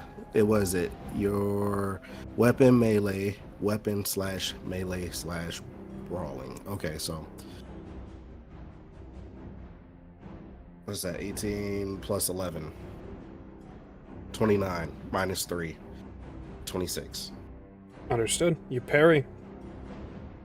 Now, if I'm not mistaken, this reduces the reliability of your weapon by 1. No. So if you succeed, you knock the opponent weapons aside and not only negate the attack, but do so without damaging your weapon. Your opponent is also staggered. All right, they will go fuck themselves. Ingrid, you may feel free to make a defensive roll. The second is going to attack you. All right, I will go fuck myself. Stand by. All right. What was it? I make my. It's like basically making a strong attack, right? Yeah. Heard. Ooh, that explodes. 10 plus 8, 18 plus 17. 35. 36 minus 3, 33. Understood. With a 19, you parry the weapon. Sweet. So a clash of blades rings out for all to hear in the market square. Make sure I use those two. This guy's got that person to deal with. These two have no one to deal with. And that is the lay of the land currently. Excellent. That brings us to Relg. Sorry, so you're on deck. Right, so Relg is taking aim at Renwick. Would you consider that aiming, since I did pull the bow out and aim? I absolutely would. Okay, perfect. So, alright, I'm going to roll a fast attack with my... I'm going to butcher the name of my bow. Zephyr. Yeah, the Zephyr bow. So, that's its name now, even if it's not what it's actually called. And he is within... Because the range is 350 meters, so he is definitely considered within close range, correct? Oh, absolutely. Because close is within half of the meters of the range. Okay. Sick. Sweet. Okay. So that's already a +6 to hit. So minus for the fast attack. Okay. 31. 31. 31. Excellent. So his defensive roll. What was the result of your roll? I'm so sorry. 31. 31. Because I had to take the minuses for the fast attack. This is a 33. For a dodge. Okay. So the arrow, well aimed and knocked, flies from your location, Relg. He, with lightning fast reflexes, moves sort of ducking, animalistic, giving you, again, a bit more information. He's not well, Relg. He ducks below and sort of crouches on the statue. He looks like a feral creature, not the dignified lord that you had met in Hankaduk. Oh, yeah. Okay, so I don't have time to knock another arrow because we decided about that reloading is a thing for archery, if I remember right. Even though, like, Rogue's proficient, it still would be a reloading. So, I could throw a silver knife at him if I spend 3 stamina. You absolutely can. Okay. Yeah, it's just the way bows work, unfortunately. I'm so sorry. Yeah. Oh no, it's all good. Okay. Okay. Okay. Okay. Silver knife. Coated in the poison. That's a 10. He will have to expend stamina to dodge this. He's going to expend stamina. Okay, 15. Okay. Math. Oh god. Panic. Okay. 40. 40. This is 40. 9 over. This is going to be a simple critical Okay. for a silver Okay. throwing knife. Yep, dipped in the... I almost said vampire blood, but that's not the right game. The vampire oil. Oil.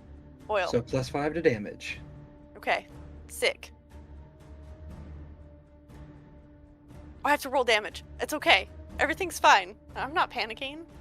Why would you say Well, before you that? roll damage, because you did get a critical, I need you to... we forgot to ask if you're aiming for a part. So on... Oh, no, full on. Just he dodged. easy. It's like, shoot, throw the knife. Sweet. Roll me 2d6. Okay, 2d6. Alright, that's 5 and 5. 10. You stay right over here, dice. Is that the good dice? Is that the one that like is This not is dice my roll? It's this just is my like- monster of the week dice. Nice. Yeah. You said 10? Yep, 5 and 5, 10. Hell yeah. Into the torso, right into his ribs. Damn. All right. It's gonna take a -2 to body with cracked ribs. Okay. Alright. And then I rolled a 6 for the throwing knife, but it's +5, so it's 11. And yeah. I don't know if the silver does extra damage. But the vampire oil, 11 math. Silver there- does extra damage. It does like at least 3d6 damage. Oh extra. shit. Okay, where's another? Yeah. So what is your six? normal? Okay. What does your normal dagger do? The throwing knife does 1d6. Excellent. I believe with the silvered, it's going to do 2d6. Want to know what my silver dagger does? Would Yes, that help? please. Yes, absolutely. 3d6 on a silver dagger. Sweet. Okay, so 3d6 2 more on d6. the. If his Okay. body is reduced, does his health go down? His health would go down. All right, Okay. keeping so you that's honest. Another 7. 18? He is not stunned. 11 said- plus 7. Yeah, 18. in total. Yeah, with the Excellent. 18 body location multiplied by 1 because it's torso. So straight 18, straight to his torso, subtract by stopping power. That will be 10. So stopping power is -8. Heard. okay, 152. Okay. Okay. All right. Expended that stamina. Okay, assassin strike. After I attack, I have the option to try and hide. Go for it. So it's against his awareness roll. Oh, against his awareness roll? Assassin strike. Yep, assassin strike. A criminal can make an assassin strike roll against the target's awareness roll to conceal themselves after an attack. Any of the enemies can roll an awareness though. Try and spot me. What? What was that, Luna? Huh? Oh, nothing. Sorry, I was Oh. saying nice. I'm reading my yeah. spells. I'm sorry. Oh, okay. I thought I was muted. No, you're good. I was like, is Luna's there something? self-indulging a little bit. Okay, perfect. All right, so it's a stealth and dex roll, with the skill tree added. Okay. So stealth is hiding. I love that for it. Okay, so 17, 19. 19, you said? Yep, 19 against his awareness. 23. And the awareness of anybody else who wants to find the person who threw the knife. Excellent. 23. Is that your turn, Rogue? That's it. That brings us to Cersei. I can run and do an action. You must expend stamina to do so. What is your... Yes. Casting a spell would be an action. Extra action, yes. It's okay. Also, would you consider... So, cloak uncloaks if you make an attack. Mm-hmm. If I'm levitating a moondust bomb and popping it in his face, is that an attack? Absolutely. What? Oh, okay, fine. Okay, alright. I have a plan for this. It's fine. Well, I'm gonna get a +5 because I'm invisible. Understood. Also, wait, he shouldn't even defend. He doesn't know I'm doing this. He's on high alert now, though. Okay. I'm coming up. Hold on, where did I come from? My run is 18. So I'm there. I'm gonna get... If I attack from behind him, from like behind his head, would that give me a bonus?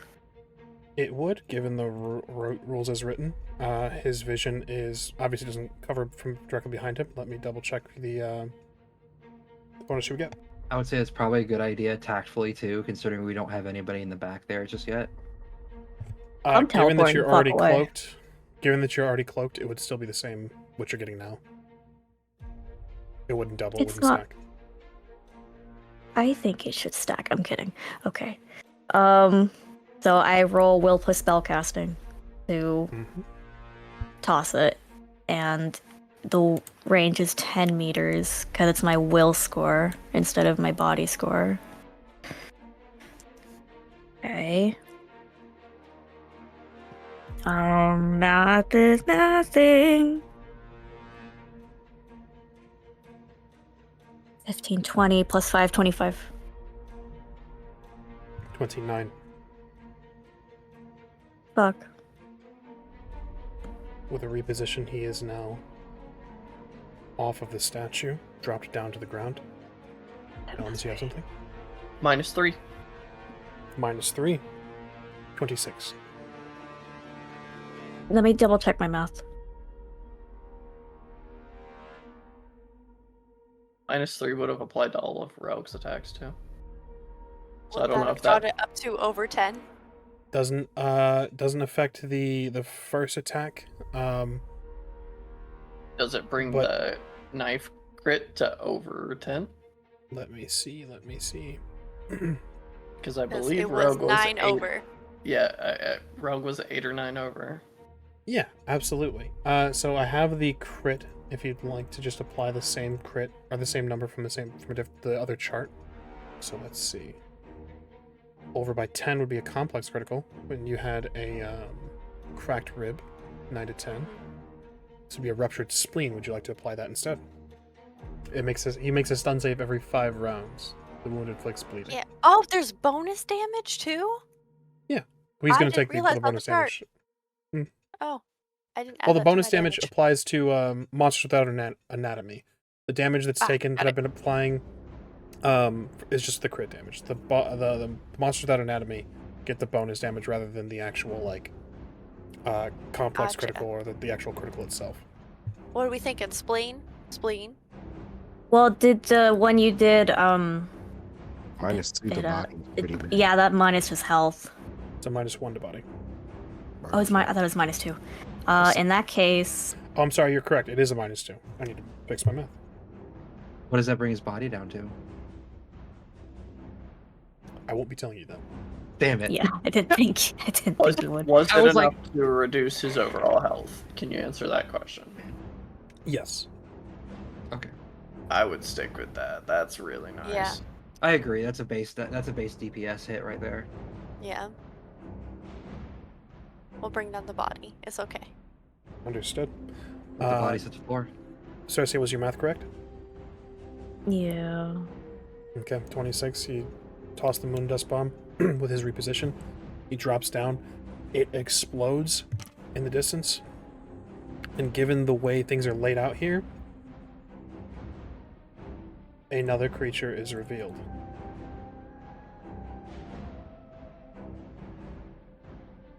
A third, or rather now a second Bruxa, between Nyoka, well, near Nyoka and Relg and Ingrid. Question.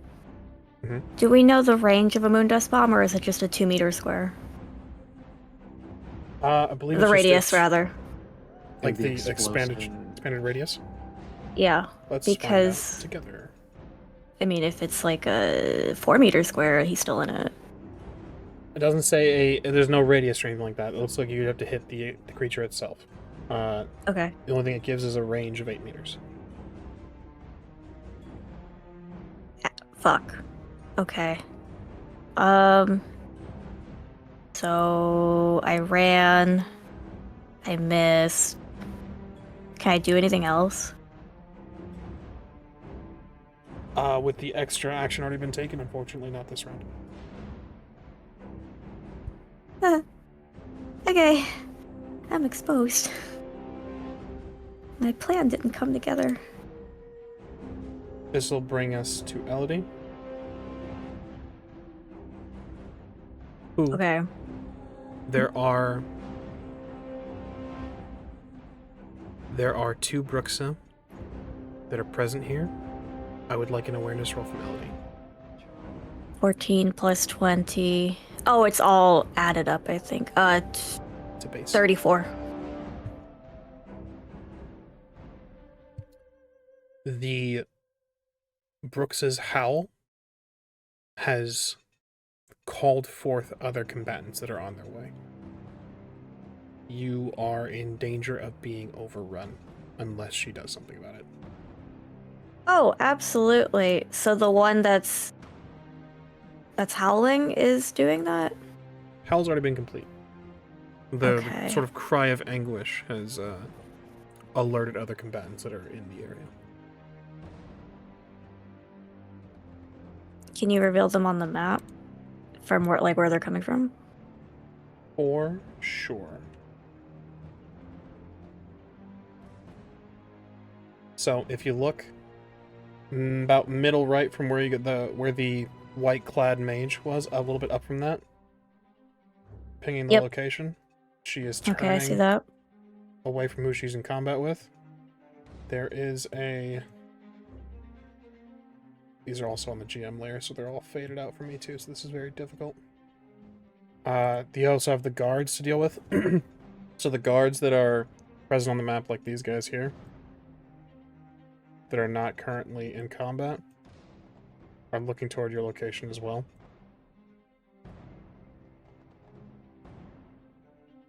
Okay.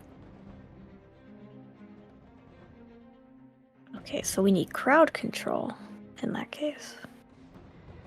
Okay.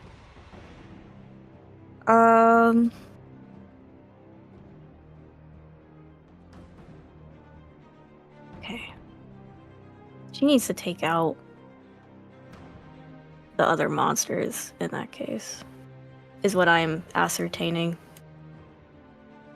Rather than Renwick, what do y'all think? I mean, what we know of higher vampires is only a higher vampire can kill one. So she could engage him instead. She engages him. We back her up while taking out the excess. Yeah. We're ad control. We are the ad control. Okay. We can be. That makes. Fuck. Okay. It's gonna Is be that she ugly still any under way the we spell? paint it. Yeah, Like, exactly. is she still? Well, Is that To still catch a you thing? up, Edge. No longer under the spell. Nice. Yeah. Entirely your guys' choice, but this site Elodie's will be also swarmed. Elodie's also one of the few that can match Renwick right now, like fully. At least I think Well, What so. would actually, Elodie do? rewinding a little bit, because you asked about the Mhm. wet bag. We didn't have. Yeah, with the wet bag, Rogue would have quickly, like, set out that Renwick has no idea who Cal is, and he's off his rocker. So you guys Okay. have the knowledge that Renwick is not at his A game. Not me though. Something is wrong with him. You're within range, Nyoka. Oh, okay. I don't know what the fuck a wet bag is. Oh, it's It- telepathy. Yeah, it's a Bruxabrain in a bag. It's wet. It's It's a trophy. unpleasant. Okay. But yeah, it basically allows you to speak telepathically within a certain radius of any that you choose. For So you can- allies. Like I said earlier, Renwick hasn't taken his turn yet.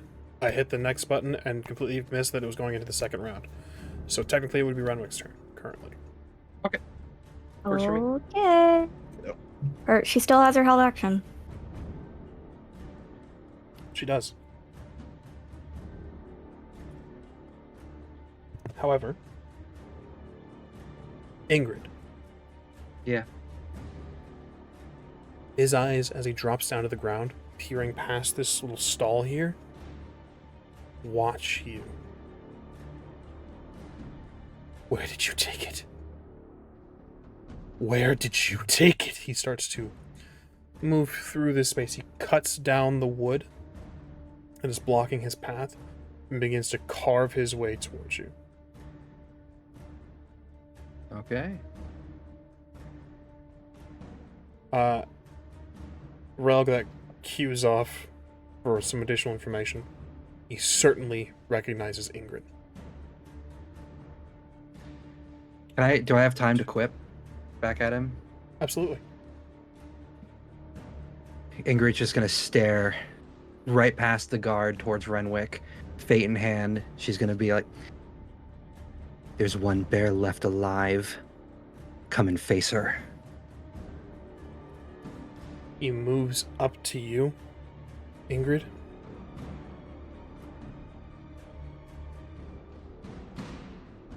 And is going to vanish.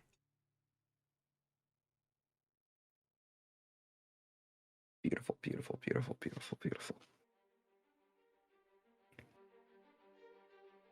First defensive attack is free. However, you have another person at another enemy in your vicinity, so this is gonna be at -1. Okay. Even if they're stunned, aren't they stunned They're staggered. or staggered? The one to Nyoka's left corner is staggered. The one They're to both staggered. oh, I'm sorry. Yeah, you guys both parried. Okay, We cool. parried both of them. Yeah, Too easy. Too easy. Staggered. Check they're just staggered. humans. It's a -2 to defense and attack. Hell yeah. Doesn't help in this regard, unfortunately. Okay, gotcha. This defense is gonna be made at a -1. Okay, -1. But Renwick, because this is still the first round, has a -3 to his attacks, correct? Yes. Excellent. I'm going to attempt to.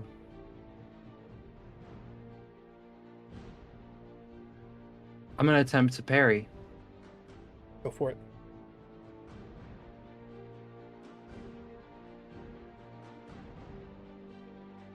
Exploded.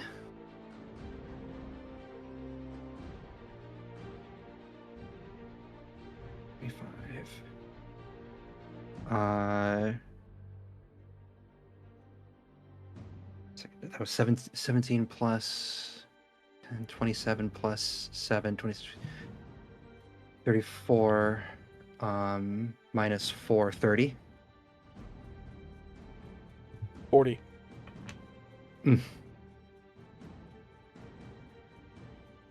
It's going to deal you a complex critical. You're going to take 5 damage right off the rip. Okay. I'm down to 50 health.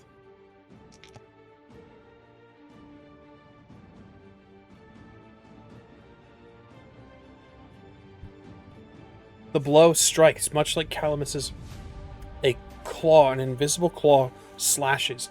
The brute force of the attack smashes into your ribs. Your armor holds up, at least for the moment. You are suffering broken ribs. You're going to take a -2 to your body and a -1 to reflex and dex. -2 to my body? Correct. That's the crit. I need you to roll me a d10. 7. What is your stun? 9. You are not stunned. I'm going to roll me some damage. What is the stopping power of your torso? Stopping power is currently at 29.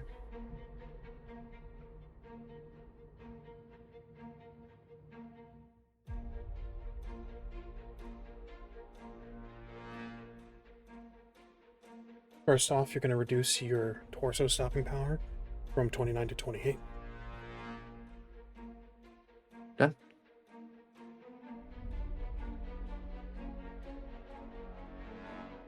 No damage is dealt. Just the broken ribs. Moving on to the second attack. It is going to cost you stamina to block this one here, or to take a defensive action against this. I will attempt again to. It'll be -3 stamina. I'm now at 44 stamina. Renwick is still suffering the -3.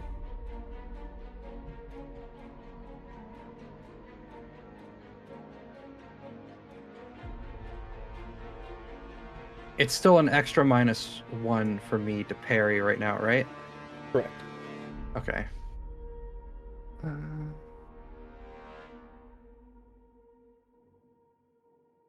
me see. What's my?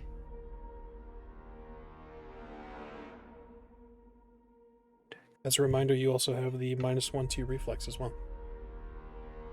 Right. So it's at 6 now instead of 7. I'll attempt to straight up block this one. Dex plus weapon skill.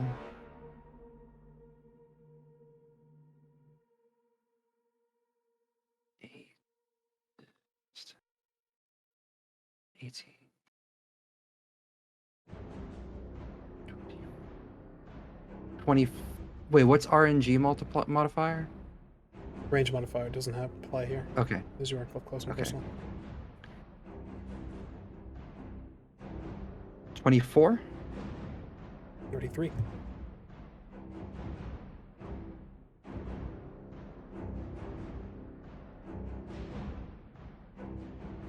This is 9 over. This will deal another critical, but not a complex. This, I believe, it should be a simple. You're going to take 3 damage right off the bat. 42 health left.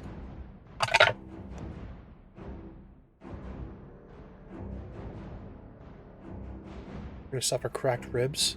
As another blow hits your torso, you're going to take another -2 to body. This one does not affect health points.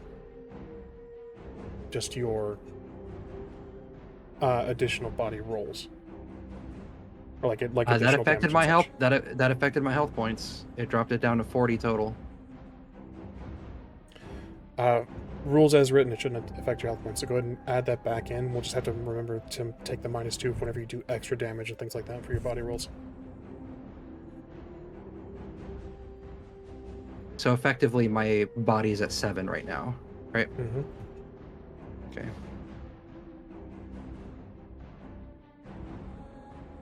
Gonna roll some damage here. How's everybody doing? I know we're going pretty hard right now. We doing good. We're keeping the panic at bay. And we have 12 hours until Berlin.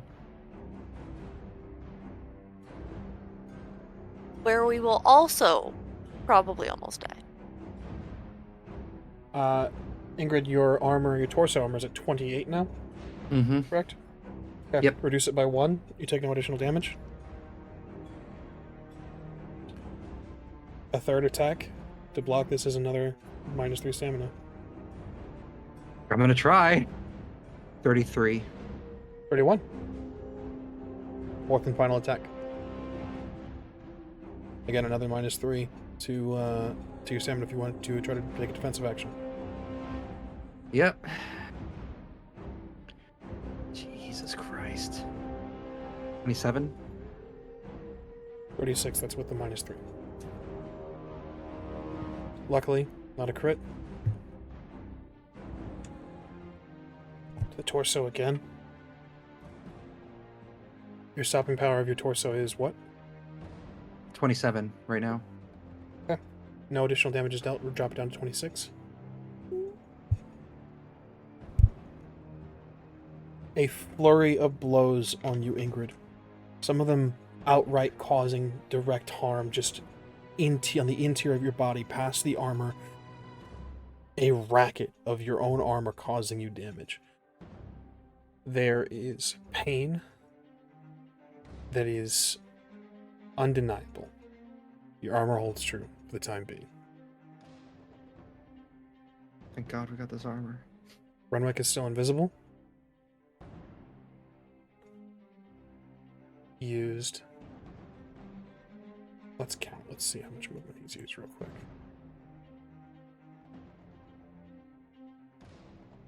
Nice. I don't like the sound of that nice, Gilbert. And he used the last 2 bits of movement. And that is his turn. That brings us to Elodie. Well, I had a plan and then you moved.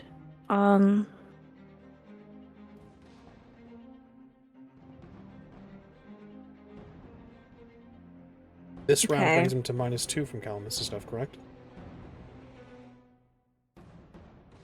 Alright, Elodie's just gonna death from above this Bruxa. With her claws. Sweet. Okay. Oh, that's my sheet. I don't have claws. So to keep everyone a little bit engaged, if you guys would like, because the rate of fire for the higher vampire's claws is 4, as we've just seen. If 3 more of you want to make a roll because I believe she's just going to go ham into this person, correct? Well, yeah, she's gonna do her damage, and if she has them left over, she'll move on. Okay. So go ahead. Anyone else who wants to make a roll, go ahead, and I'll make 4 rolls and assign. First of all, who would like to make a roll for Elodie's? I can make a roll. 1, 2. Somebody else? 3. To make a roll for what? Elodie's For attack. Elodie's claws. Go ahead, Edge. It's been a while since you rolled. Sure, I'll roll. Roll. Okay. All right, what do you need me to roll? Just a straight D10? Yeah. I'll help you guys calculate. Do these explode? Yeah, they can Yeah, explode. that's a great question. All right, here we go. She mad. She's big mad. I rolled She a rolls 17 on the die. We both rolled a Her- 17. Oh, Her that's funny. bonus is 24. Oh God. She 9. Damn. And then I rolled a 7, so 2 17s Yeah. and 7s. Cersei, what did you roll for Elodie's first attack? 7 plus 24. 7 plus 24. Yeah. Okay. 32. 31? 31. 31. Yes. Okay. Not a crit. It's 31 to her 28. So go ahead and give me damage. Ingrid, what did you roll? 17 plus 24, so it's 41.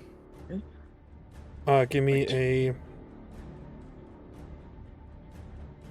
It's going to be a crit. It's going to be specifically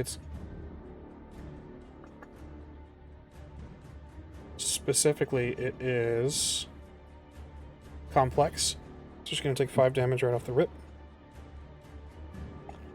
So that means it'll be 41 for Az's roll too. Total. Sweet.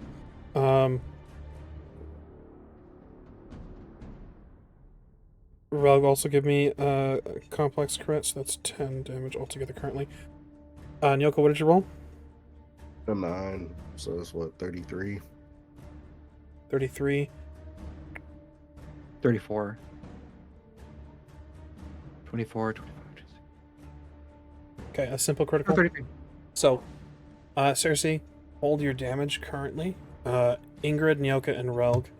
I need you to roll me 2d6s. Ingrid, Nyoka, and Relg. A 5 and a 1, so 6. All right, 6 and 2 is 8. 6 and 8. Okay. I got 2. Nyoka. Sweet. I got 2 like broken that the ribs. Viper Witcher rolled snake eyes. Ha, To- hell yeah. 2 broken ribs and a sprained leg. So give me Nyoka, remember leg, Relg and Ingrid remember torso. Cersei, the result of your roll before I get into the other 3. of damage. Yes. 23. 23. Well, first of all, we're gonna make some stun saves. Well, first attack. Okay, 23.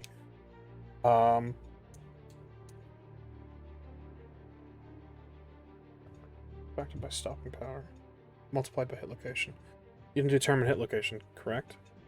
Nope. So go ahead and give me a d10 roll. Let's figure out 7. this multiple. 7. Halved. Okay. What was the result of your damage roll again? 23. 23. What's 23 divided by 2?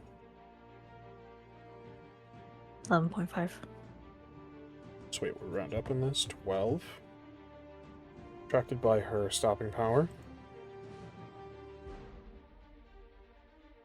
Sick. She's gonna take 2 damage from your attack, Cersei. Or from Elodie's first attack.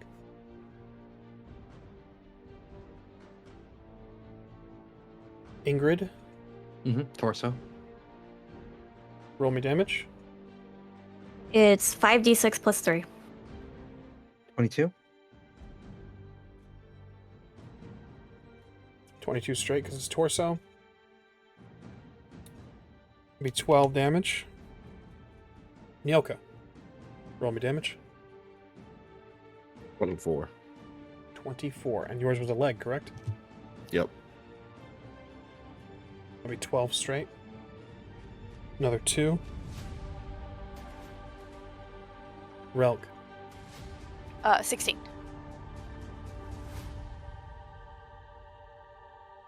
16. Torso times 1, so 16 straight. An extra 6.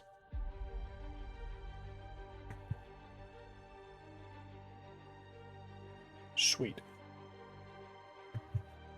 Creature's not looking too great. Elodie's releases a flurry of blows. Cersei, you are in control of Elodie for the time being. Anything else? She certainly didn't use her movement. Can I make an awareness roll? To Go hear for it. Renwick with keen senses? Sure. I have a Moondust Bomb still, I forgot. Yeah. Awareness is 26 is what I rolled. 26.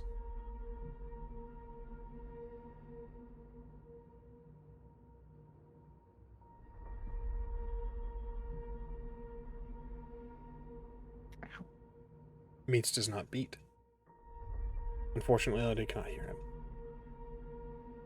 The Okay. sounds of combat, the tearing of flesh, the fire.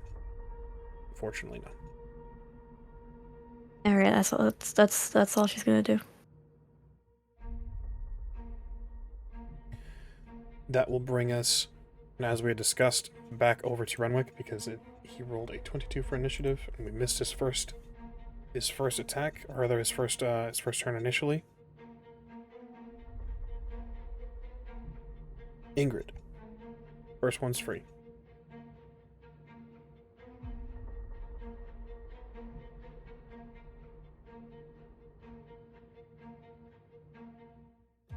$31. A miss from Renwick. Second one is not free. Brings me down to 35. I'm getting onslaughted here. Listen, I'm doing my best. 23. 23, you said? Yep. Okay. Not a crit. But even with the -2, wait. 23. Okay, hold on. -2. We're doing things. Has he been? Oh wait. What's up? Does he?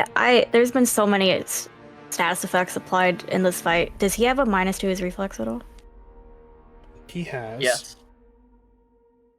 currently sitting at a -1 to his reflex and a -2 to his body. Is that being calculated in the attacks? Not anymore because he regenerated one of the criticals. Oh fuck this guy. Okay. My fucking Moondust Bomb missed. I love that for me. I'm about to blow mine up right here. Alright, doing math. What was the result of your roll, Ingrid? I'm so sorry. 23.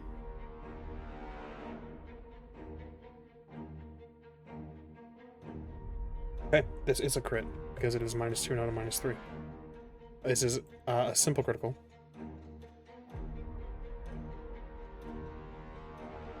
So this is going to be... You're going to take 3 damage right off rip.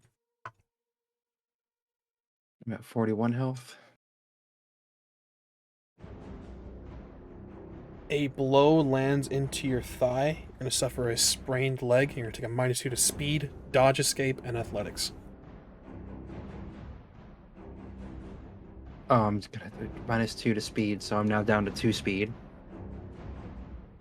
And a -2 to dodge and athletics. Yes. Dodge, escape, I'll and remember athletics. that. Dodge/escape. I should say. Dodge.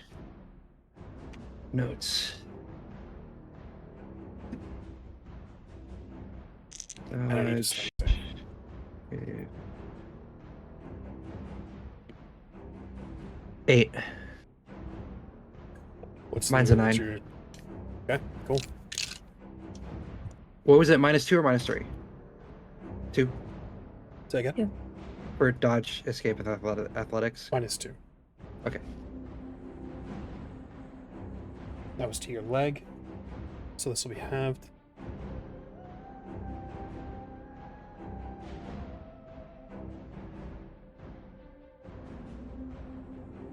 What's your current stopping power on your leg? Current stopping power on leg is 24. Reduce it by I don't know 1. why I said it like that. Which leg? Left or right? Your choice. Fuck the right leg. Okay, reduce it by 1. No extra damage is dealt. Third attack, you must expend stamina to attempt to defend. What is your stamina setting at currently? My stamina is currently sitting at 35. Out of? Well, because things dropped, it was out of 40, but it was 50 at the start.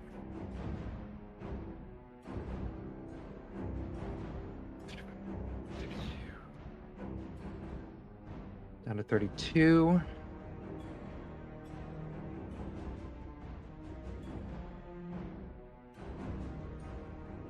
$27. 35. So this is going to be another simple crit. Take a 3 damage right off rip.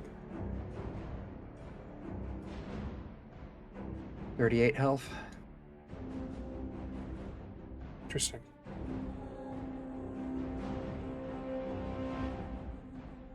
This crit didn't really give me a location. However, so we're going to roll location real quick and I'll tell you where you have this crit applied. Nice.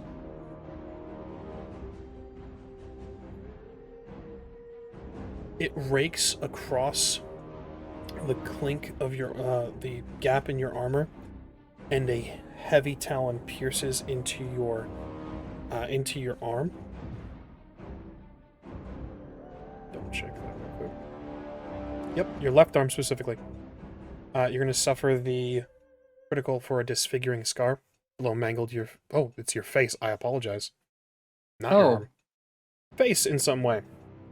Across your face, you're going to have a scar.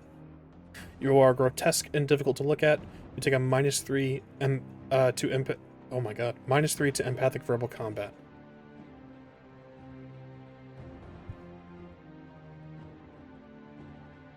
How's your face? Stopping power? 14. Cool. Think. We yeah, told remember you. when you We were told walking you to get around? a helmet. We told you to get a helmet. Now Yeah, it comes in handy. Give me a stun save, please. You're welcome. You're welcome for the helmet advice. 6. You are not stunned. Ingrid's not doing... well, I mean... Hey, you're doing your job. You're tanking the shit out of this. And this is to your dome piece, so that is 16 times 3.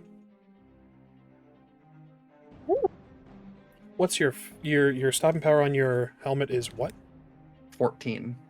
Cool. How's your health looking, Ingrid? My health is currently sitting at 38 points. Sweet. So with this reduced by your stopping power, this is 34 damage to your head.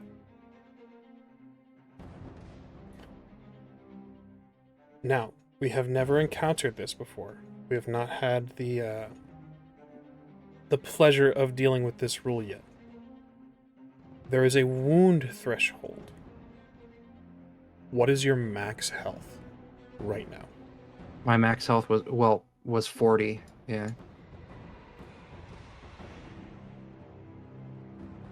Okay.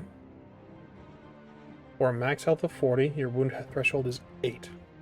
This damage has gone well beyond that.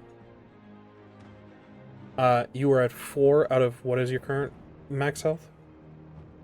40. Okay. You are going to have your reflex, dex, intelligence, and will. You are holding yourself together with sheer willpower and adrenaline. Renwick has one final attack. I will remind you, you have all of your luck at your disposal. It is going to be another -3 stamina to try to dodge this or make any defensive action.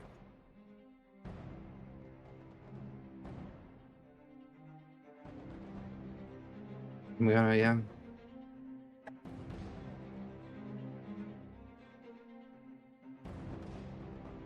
So my dex is halved, so I'm currently at 4 dex. No, it was halved with a -2, so I'm at 2 dex.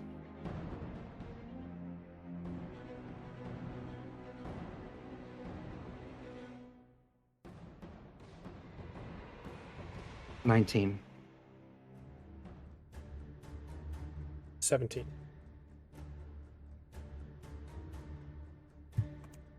The dice favor you on this attack, Ingrid. Rolling a 1, 2 1s, and then a 10 on the third roll, so it's -11 to his attack roll.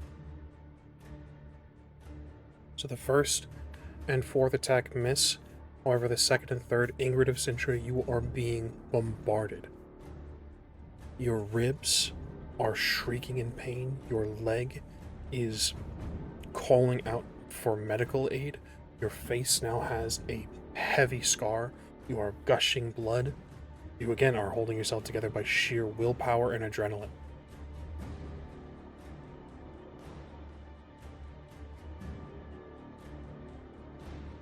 Yeah, there's just screams from Ingrid right now. Brings us to the Bruxa.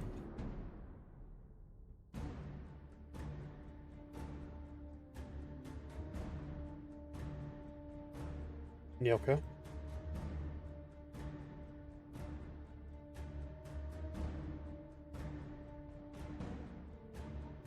You are engaged with 3 individuals, means you're going to take a -2 to this.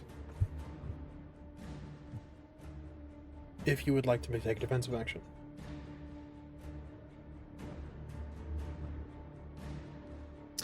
Yeah, I want to take defensive action. There's a thing called reposition, right? Yes. Something like that. Mm-hmm. Let me see. I'm looking for it. So yeah, I'm gonna try to reposition. You said it's a -3 or a -2. Should I?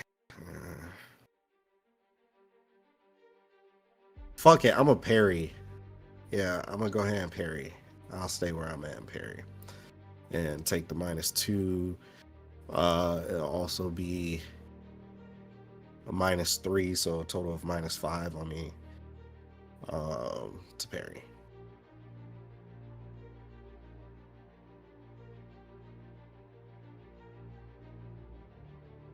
Six plus 12 is what? 18, 29. So 29 minus, so what's that? 24, I think. It's at 24. Yeah. The 26. No crit or anything is dealt.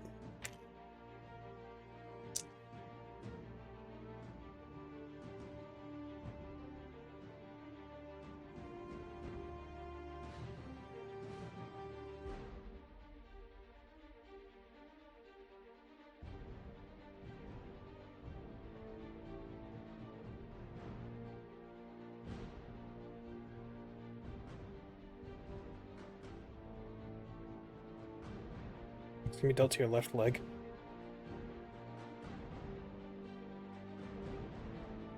It's halved. What is the stopping power of your left leg? 8.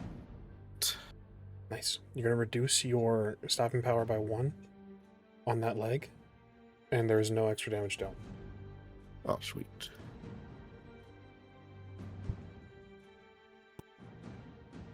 Now, with a reposition, or actually, the attack went through, so your reposition unfortunately failed.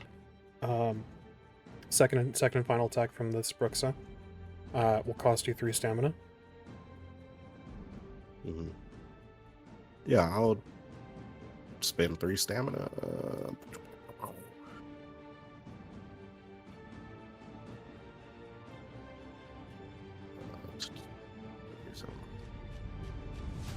Yeah, I'm gonna try to parry again.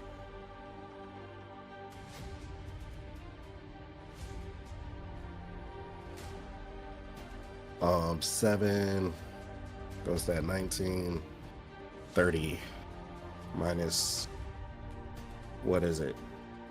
5, so 25.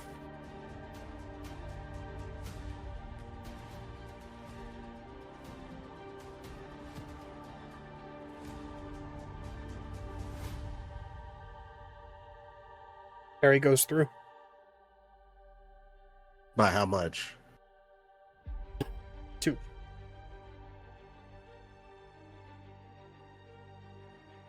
It's staggered then. Is there a limit to the stagger? Like a threshold or anything? The stagger take effect their next turn. So like these guards, when it's their turn, they'll have a -2 to attack and defense. Understood.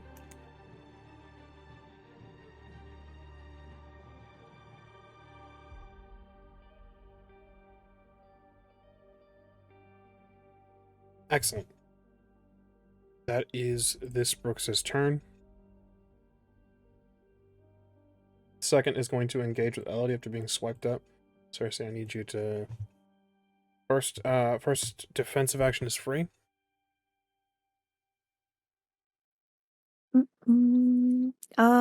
Reposition. Well, no dodge. Well. Oof. Result of your roll? 27. 21 on the first attack. Oh, okay. Second attack on Elodie. She'll expend the It's going to stamina. cost her... Excellent. That's much better. 34. 29. So Elodie, engaged with the combat with Bruxa, is skillfully dodging her attacks. That brings us to Nyoka. Alright, well. Damn. How does potions work? That take a full action? I am going to say, because I'm not finding it immediately, I'll treat it like D&D rules, where this is just kind of free, unless you are... Oh, okay, then I'm down a potion. Oh, no, this isn't for Ingrid. This is for me.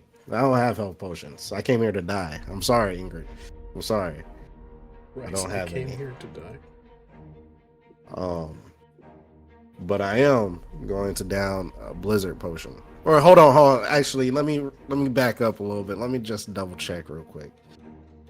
And moon dust bombs, right, has to target the person. It's not a vicinity thing, right? Yes. I'll give you... You want to know where he's at, don't you? Well, obviously, I can't hit him if I don't know where he's at. Yeah. Give me an awareness roll. Remember that you have your luck at your disposal. How much luck do I got? Where is my luck? Oh, I got 7. Let's see. Man. It's an awareness versus what, his stealth or something? Yes, and he's already rolled stuff. Golly. And how stealthy is this motherfucker? He's pretty stealthy, huh? I don't want to use all my luck. I'll use 4. I'll use 4 luck. Go off. What? That's more than me. That's more than Yeah. I got. Oh, Me and my Luna bad. both have 3. Yeah, I think Ingrid and Calamus are the only ones that have been, like, over. Yeah, Jesus Christ. Yeah, well, I'm skilled most of the time, not lucky.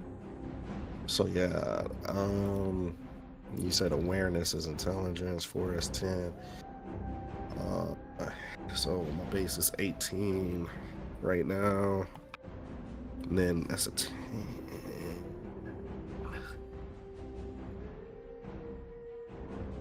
What happens if I roll a 1 after a 10?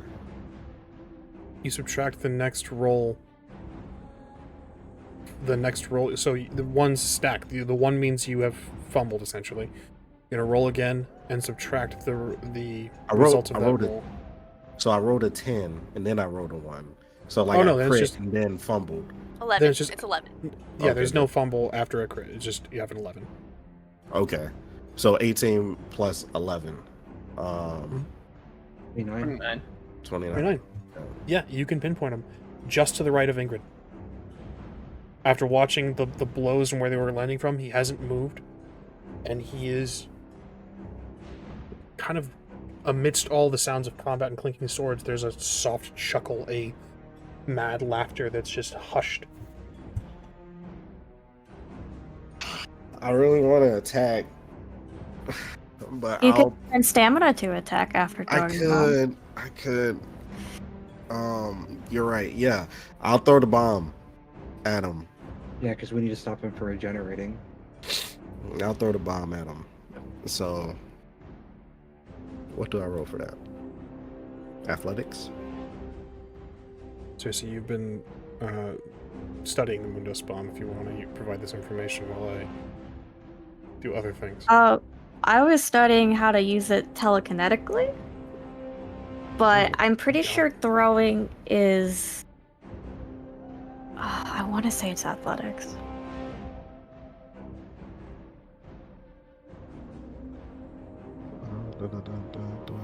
Would be athletics, it looks like. So See, I Dex know athletics. things. Hold on. Dex athletics. Mm-hmm. Okay. It's our favorite roll. 8 plus Dex is 18. Plus athletics is 24. 24. 24.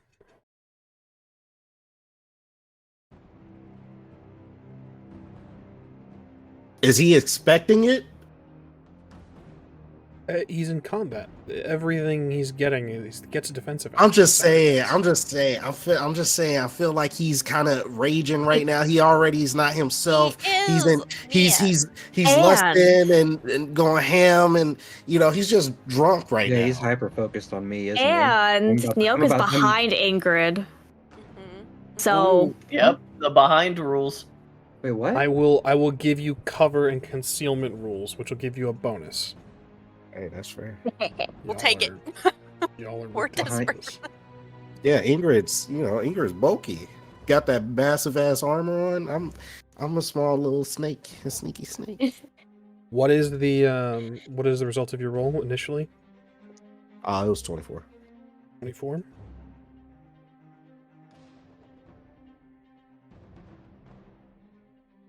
You're behind me? I thought we were right next to each other.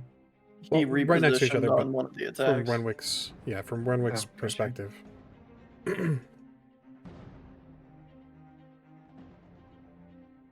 Oh, I completely misunderstood where Renwick was. Can you kindly detail the effects of the Moondust Bomb, please? I can. Essentially, I tried to look for it in the book and I didn't find it, so I'm going off memory. But it breaks invisibility because they're sparkly, and it stops regeneration. Copy. Any invisible or intangible creatures are made visible and intangible for 20 rounds. Stops for regenerating and transforming. So, Renwick is revealed. Unable to regenerate, unable to transform, and unable to become invisible once more. Yoko, what else? I do have a question. for the whirlwind profession, right, for witchers, it states that I can make an attack. Hold on, let me. In my notes, it says I'll have to look it in the book, but in my notes it says by spending 5 stamina per round, a witcher can enter a whirl where the witcher make one attack against everyone within sword range each turn. Would that affect Ingrid? No, can make. So, you can avoid attacking Ingrid if you'd like. Okay. Then I'll spend, what do I need to spend? 3 stamina and then 5. So 5, 6, 7, 8. I'll spend 8 stamina to enter a whirlwind. To make an attack. Yeah, within, and I can move 2 meters. I'm thinking cinematically, like it's kind of like Ingrid gets that big ass slash to the face, kind of sends her back a second. You're just like, As you say. So yeah, I'm gonna roll that attack, which is 9. What's 9 plus 7? 16. 16 plus hold on, let me make sure I'm doing this right.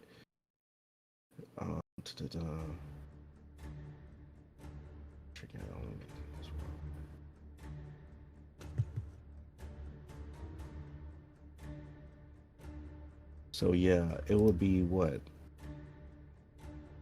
I would swap out my Witcher roll or with my swordsmanship, right? So yeah, so 16 plus 12 is 28. And this is to all 3 of those guys? Or is this... I mean, I guess it.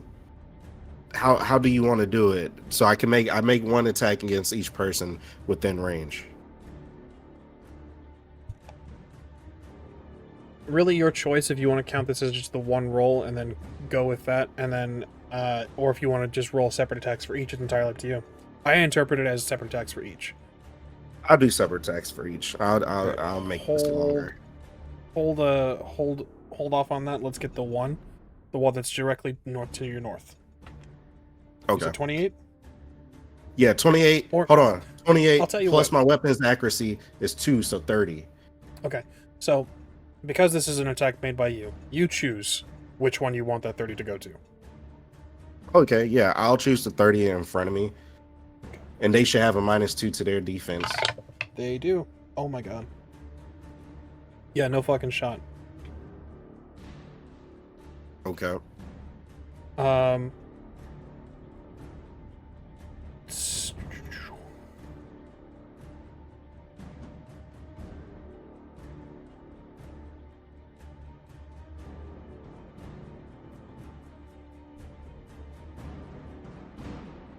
Math's hard. It is 12 compared to your 28. Go ahead and apply a deadly crit. So roll It's me... my 30. 30. Oh, to your 30, yeah. Jesus Christ. Give me a 2d6. Yep. 9. Gotcha.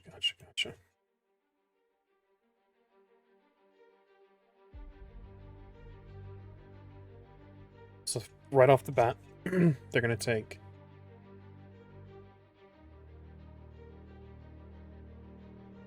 10 damage directly to their body and face, and a 9 on the deadly critical.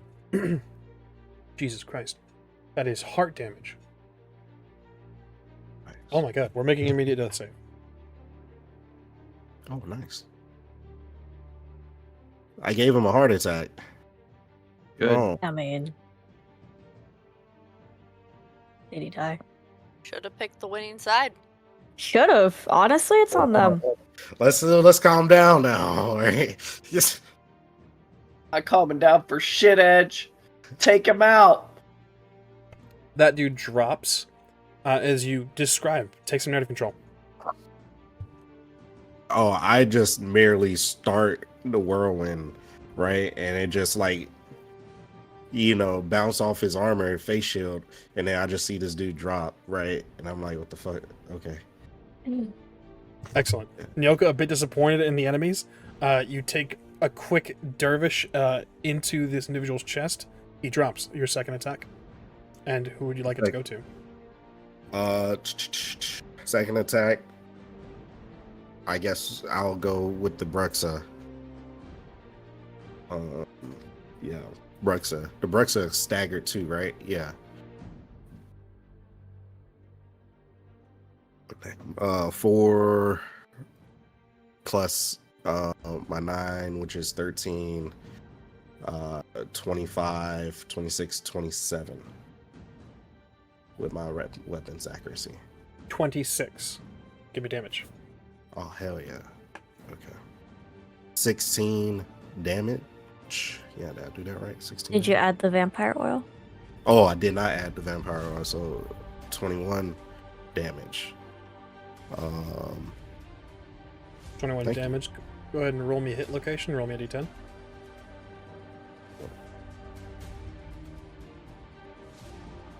Four. Torso. 21 damage straight because it's multiplied by 1. And it has the poison, 30% poison attached to it. Sweet. Roll me a percentile.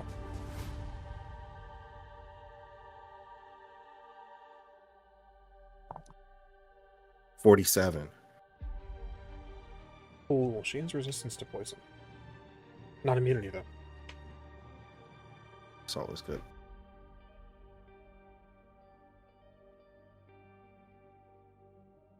Stand by for me real quick. I need to double check resistance. What it does for poison. She's not resistant to the condition of poison. It's the damage that is dealt by poison. So.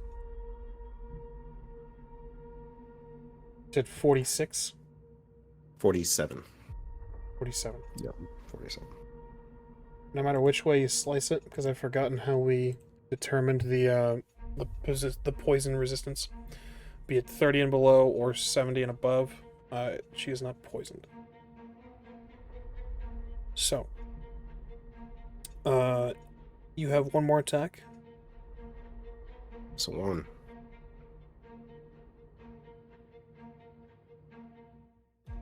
It's a 6. So what? I get -7. -6. Wait, -7. I apologize. Correct. Yeah, -7. So what? -7, 9, 2, 12. So that'll be a 14 on my end. Is that a 14? Yeah. Okay. There's still a chance here, actually. Oh, 16 with my 16. plus weapon accuracy, and then they have a -2 to their defense too. So. Yep, there's definitely still a 16 chance. on mine. You said 16? Yeah, 16. 15. Give me damage. Fuck yeah. Let me see here.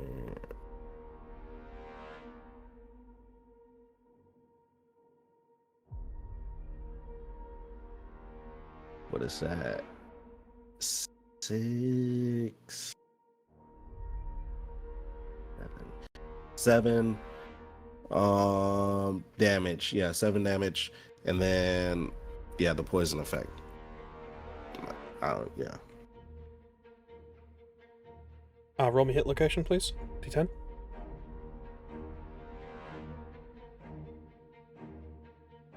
It's a 1. A 1, you said? Yeah. That's to his head. Let's multiply by 3. What is your damage? Oh, it's to his head? Yeah. What was my damage? 7. No? Yeah, 7. 7 times 3. What's 3 times 7? 21. 21. Yep.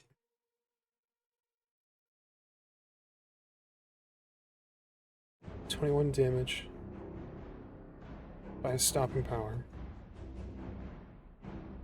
It's 16 damage straight to his face. There is only so much that a mortal human being will endure no matter what loyalties they have, he turns to flee. It's at the end of your turn, Yoka. No, I can still move 2 meters. So that's what I'm gonna do. I'm gonna move 2 meters. Right, and now he's in my reach. He is. So I'm gonna attack him. Fuck him up. You've Right. already spent 3. I'm Oh, in it's the just like whirlwind. the fast attacks. Oh, detail I'm whirlwind for whirl- me because this might be like the fast attacks. So in whirlwind, It's one flat attack against everyone in range. let me see. The Witcher makes 1 attack against everyone within range, sword range each turn, with their whirl roll acting as an attack whirl. The Witcher can only maintain this whirl, dodge, and move 2 meters each round. Okay, so it does allow you for the 2 meters of movement. It does allow me for the 2 meters movement. That's all I get. But for the attack wise, I'll be honest, I'm a little confused on it a little bit. I'm interpreting this as when you make the roll, it attacks everything within range, and then you still have the option to move 2 meters afterwards. Okay. So I can't move 2 meters into a group of people and attack them. I would say so, yes. I'll put it to the group Yeah? because Yeah. I would say that's correct. I'll put it to the group for fairness. Realistically, thinking about this, because the attack hit first and then the movement happened. If you're moving in a whirlwind of an attack and it's still going, it's still maintaining, that's like, you know what I mean? Like, so I Yeah. could see it hitting a second time, but Yeah, as long as it's within that 2 meters, I could see it. Yeah, I would say since the movement is so restrictive to literally a single square, I'd be down. That's Couldn't have said 3 it for better yay, myself. 4 for yay. Make your attack. Okay, I'll do so. Thank you. Like, I feel like if it's any more than that too, though, I would say no. But that 2 meter, that's literally 1 square. That's so One square. restrictive. it's the finale. Do cool shit. Well, now I feel bad for saying nay. I'll be honest. No, I don't. I won't say that. Yeah, I'm just a book. But anyway, 6. Well, I mean, in this factor, it's not just a rule of cool. It's like it makes sense. I think. 6 plus. I feel like I'm still not gonna hit this cat. 6 plus 9.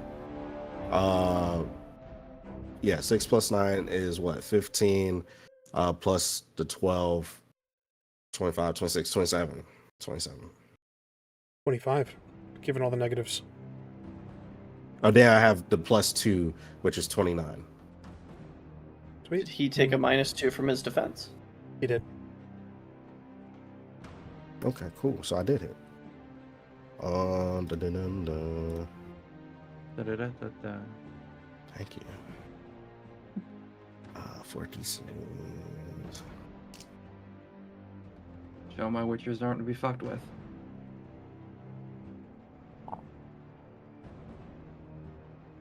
Ten. That's what, 16 damage. 16 plus 2, so 18 damage. Roll me a d10 to determine hit location.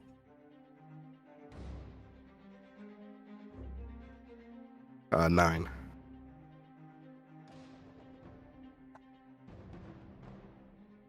And then What was the roll? Go ahead. I was gonna say the poison effect as well. What's the damage roll?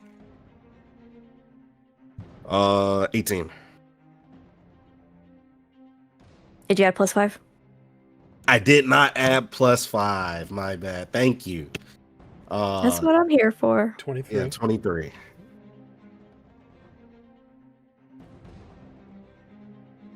A 12.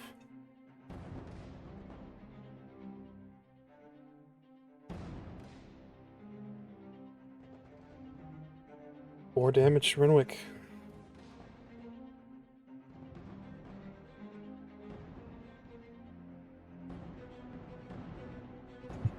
And he can't regenerate now. He Great. can't regenerate now. So in a whirlwind, Nyoka strikes one down, dealing a terrifying blow to another Bruxa and causing another to flee. He moves to your side, Ingrid. You can see past the blood, everything's stained red, and taking Renwick's fixation on you to his advantage. Nyoka slashes into Renwick's right arm. I believe, if I'm not mistaken, Nyoka, the same arm he took from you. Yeah, I'm gonna take my arm back.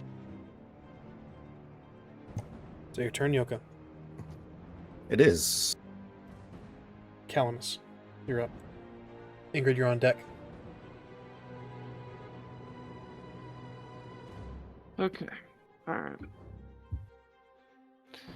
Okay. I gotta zoom in here because I can't read people's names. I am going to make a charge attack. 1, 2, 3, 4. And try and finish off this one that's in front of Elodie. Excellent. Go for it. Counts as a strong. My reflex is down by 2 because I'm all kinds of fucked up.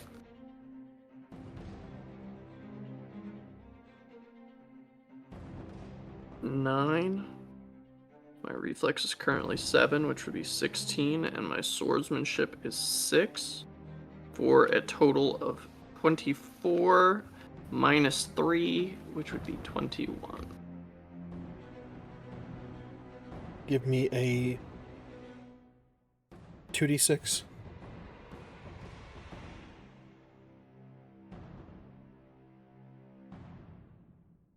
$11.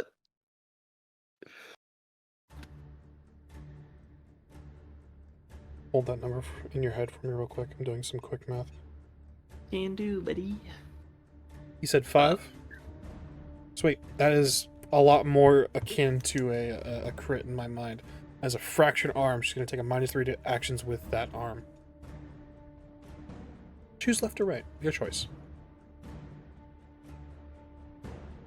Which one does she appear to be dominant in? Left? Then we'll take the right. The lion strikes for the weakest point. Oh my god. Hell yeah. Damage. This is a silver sword. So that is 4d6.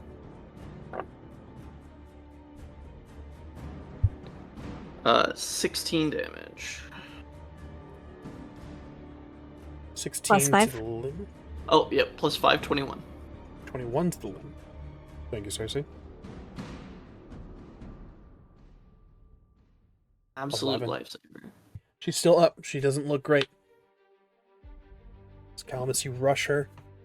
You strike. Can I spend stamina to hit her again? You absolutely can. Getting really low on stamina. Cal's starting to look a little gassed. Yeah, I would hope so. The first flurry was on Calamus. So that's 7. My reflex is currently 7, so that's 14 plus 6 is an even 20. An even 20. Just gonna Because expend 3 this stamina. has to, because correct me if I'm wrong. I think we tackled this in an earlier episode. If you expend stamina to hit, it can neither be strong nor fast. It's just one. It's just like a one-off. Yes. Yeah, it still would count as a it's an extra action. So yes, it would still be a fast or strong attack. Your choice. Okay, then we'll do fast. Okay, understood. So it'll stay at that 20. Sweet. You said 20? 20 even. Sweet. She rolled a 1 and then a 9. So that you have 10 over. That is a 10 over is a complex critical. She's gonna take 5 more damage. 2d6 roll for location. It's a 7. Broken ribs. You are gonna strike at the torso, giving you an even number 2 whenever you roll damage. It's a -2 to body, -1 to reflex and dex. Just die already. She's gonna make a stun save.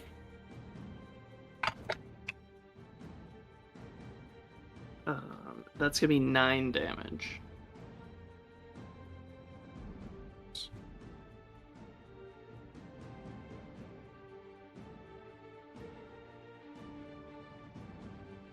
Well, plus 5, 14. 14.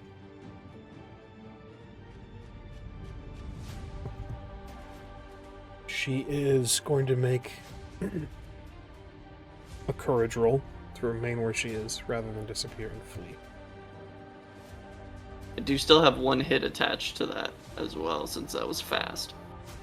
Understood. Go ahead and give me that next attack. She's still up.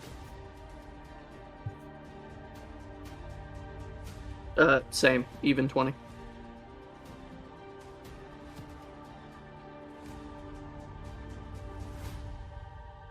You got the -1 to defense too, right?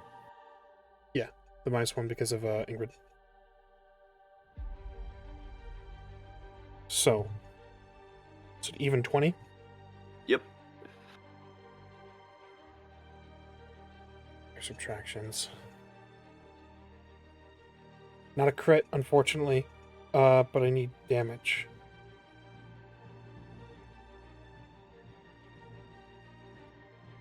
There's the sexy roll. Alright.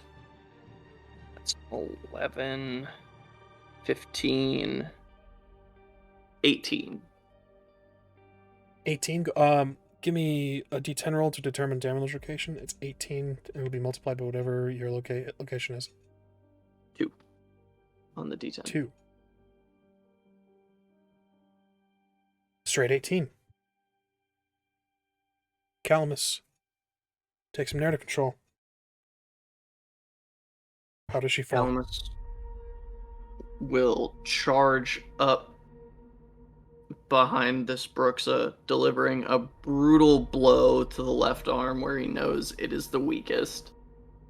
And then a quick slash across the ribs, breaking rib, and then shoves the point of the blade in through the back and out the chest. As he says, Mor pueg diabil, which in the Elder speech is, die, you loathsome creature. And he'll twist it, and he'll just look to Elodie and say, only a higher vampire can kill a higher vampire. I will hold the line. And just wrenches the blade out of her and tosses the body to the side. Understood. Let me go ahead and add this one to the turn order just because I'm going to delete the one that actually holds the turn order. Sweet. And it is as you say, Calamus. She falls. Elodie looks, gives you a nod, and turns back toward Renwick. Is that your turn, Calamus? That is. And I have a whopping 10 stamina left. Hell yeah. I mean, there is a recovery action. I'll remind everyone that the recovery action will get you some stamina back. And if I'm not mistaken... If I'm not mistaken, if I remember correctly... No, that's first aid. I apologize. Yeah. That brings us to Ingrid.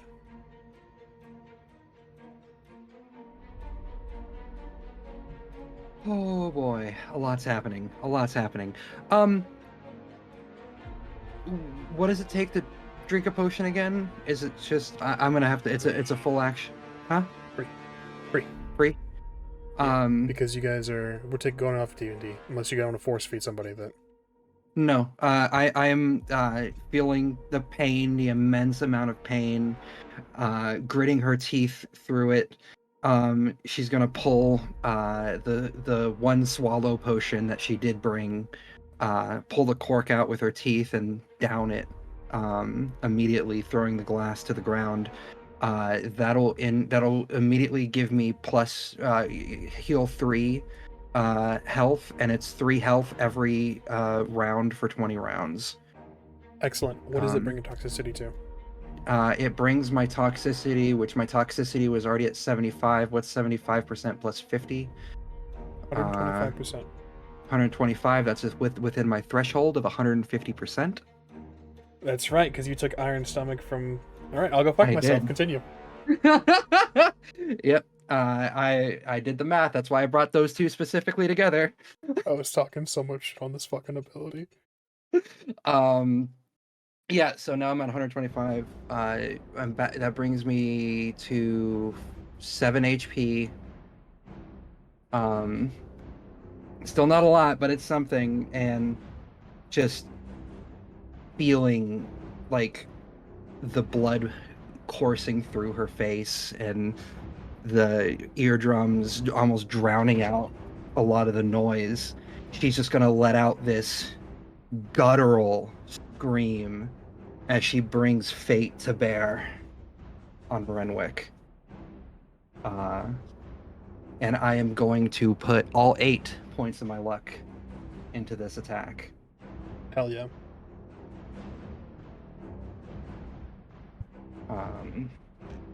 So 8 plus...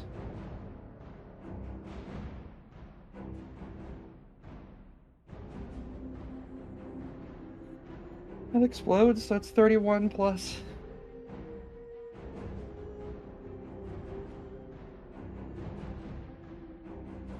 That explodes again, that's 41 plus...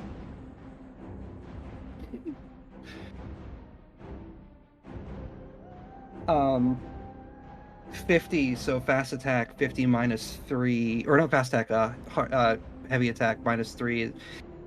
47? Yeah. Understood. Stand by. I'm doing math. -1, -2.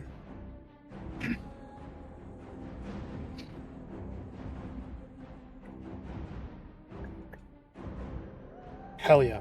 Ingrid, you're going to be dealing a deadly critical, so I need you to roll me 2d6, please. That is a 5 and a 1, 6.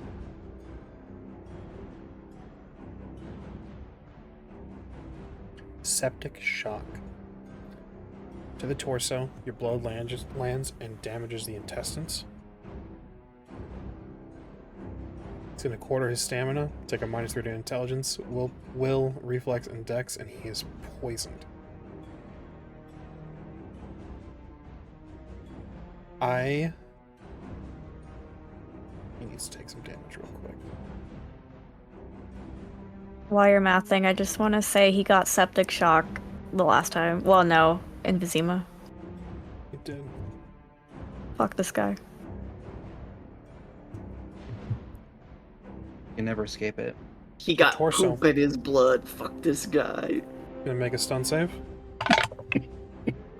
He's not stunned. I need next from you, Ingrid. Your weapon damage, please. This Remember to add is... your vampire oil. Yep, plus 5. And this is fate. So that is 8d6 plus 5 plus 5. So that's 8d6 plus 10. 35 plus 10 is 45. 45 times 2 is... Why times 2? 90. Huh? Why times 2? Strong Heavy attack. strike, right? Strong attack. Yeah. Gotcha. So 90 damage.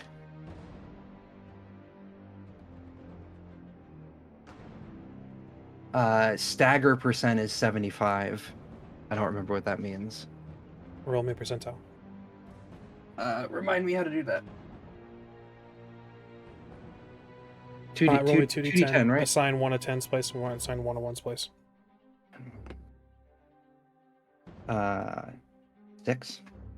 0 and a 6.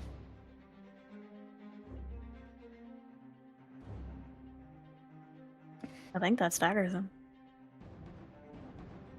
You rolled 45 on the damage, correct? And then it's multiplied Yeah. by 2? Mhm. What was the result of your percentile roll? I'm so sorry. 6. 0 and a 6. If I'm correct, that staggers because it's under the number that I had the percentage at the roll. Yeah. It will stagger him.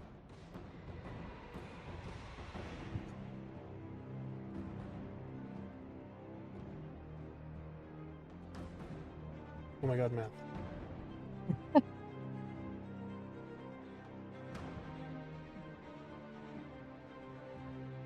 Sweet.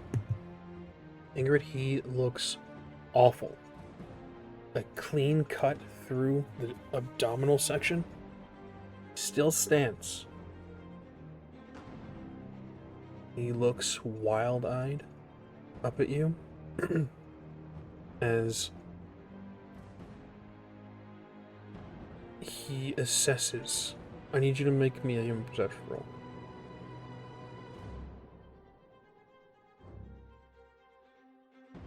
Human perception is empathy, which is currently...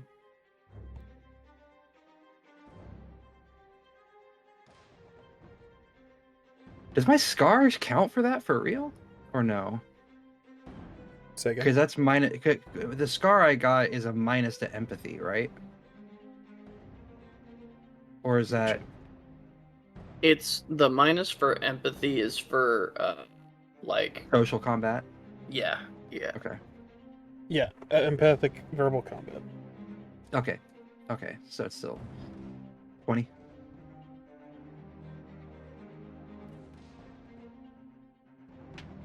He is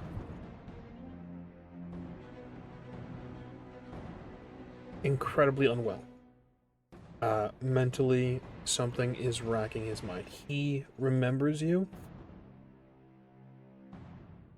He has not called you by name.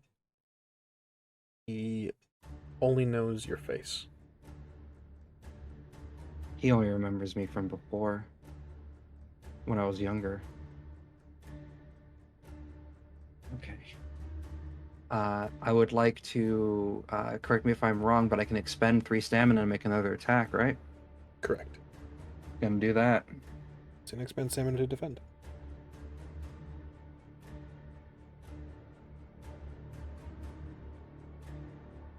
Once again with fate.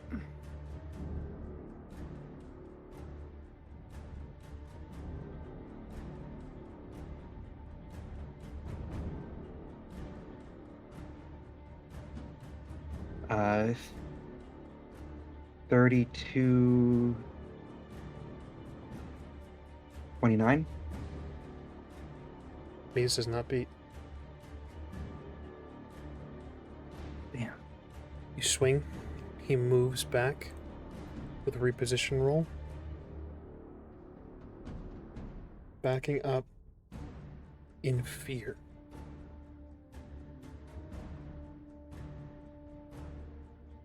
Heard. I think I can only do that once. Correct. So, Correct. then that is my turn. As he backs up, Ingrid, he begins to shout insults. Interloper, thief, wretch. Can I spit blood at his face? Sure. Gonna do that. That brings us to Rogue. Question. Yes. The wet bag can be used for anyone I choose, right?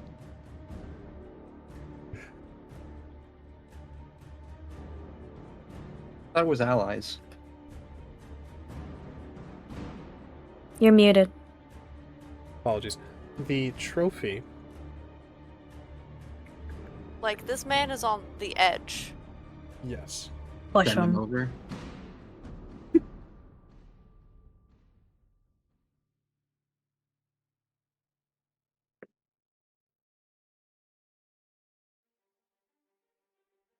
Sorry, just to make sure. I'm positive. I'm 99% positive it can be whatever you'd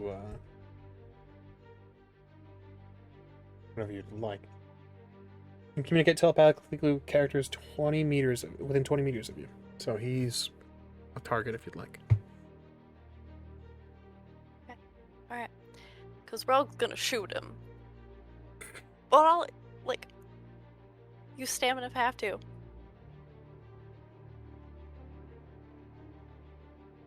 You took everything from the people I care about. Everything. Their home, their love, their lives. And you're going to die. Knowing that I know where she is.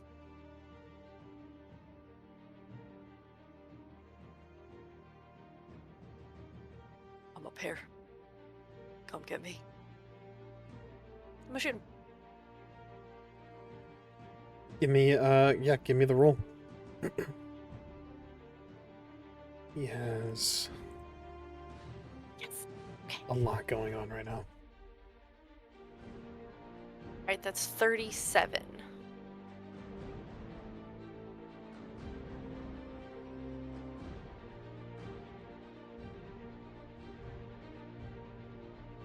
So 37. Yeah.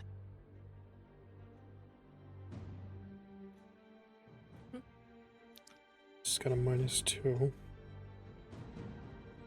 -1 because Callum, so it's -3 total. You rolled a 1, that's -6 total. That's 20 to your what? 37.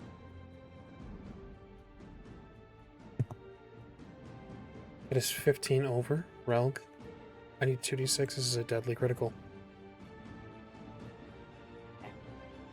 Septic shock again. Let's go. Let's fucking go! Alright, 2d6. That is 7.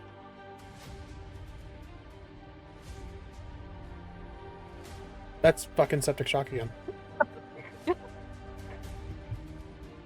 We keep making his blood more poopier. Love that. Love that for us. Okay. Give me damage. Okay, and then, He's gonna make so it's sense. +5, and then I have silver-tipped arrows. Do. So does that add another 2d6 to the roll? 2d6, okay. So that is 8d6.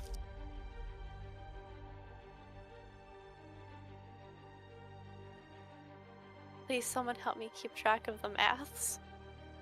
I'm gonna be no good at that. I'm so sorry. Okay, that's 17. Or maybe I will be. I don't know. My brain is deciding to be weird.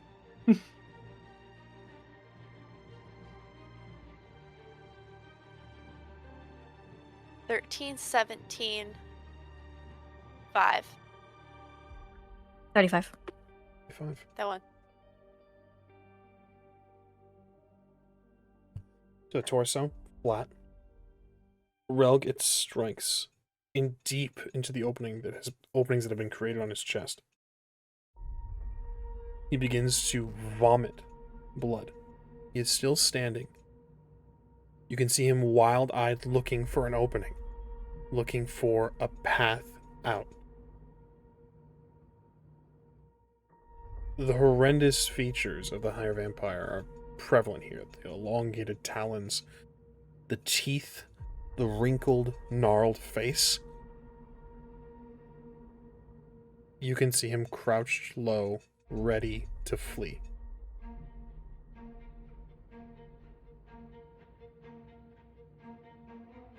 I'm gonna expend 3 stamina. Yeah, and throw a knife. Give me a knife. Okay.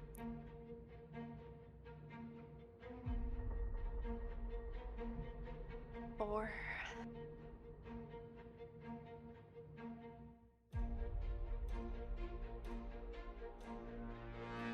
What is it? Oh yeah, my knives and archery is the same, so 26. 26 meets, does not beat with his negatives. He's going off of just the base, basically. 26 meets does not beat. You throw the knife, and unfortunately, with another 5 foot of reposition, it moves. Calamus, you see him enter your field of vision, or rather, you were facing this way. He moves up to your side. And on his last leg, he's looking to run. Ragos, at your turn.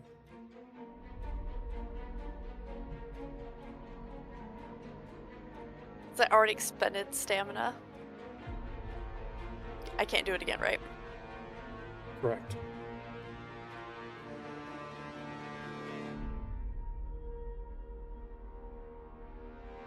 In that case, Rogue's at least gonna get closer. That's 8 meters. I can at least get to there. If he tries to flee. Kind of box him in. Or is that 8? That's 8. So I can get there and we box him in basically. Hell yeah. I will say, under normal circumstances, because you are it's 3 meters the height, I'll allow a hero moment. Oh, Just yeah. fucking tuck and roll. You're good. Tuck and roll! Yay! That's it for my turn. Brings us to Cersei. Cool.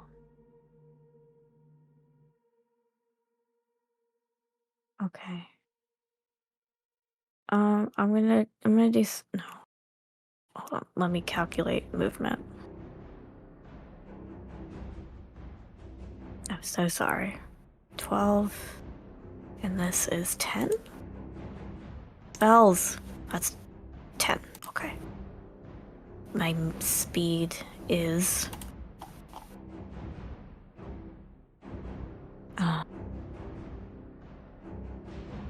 2. Get there.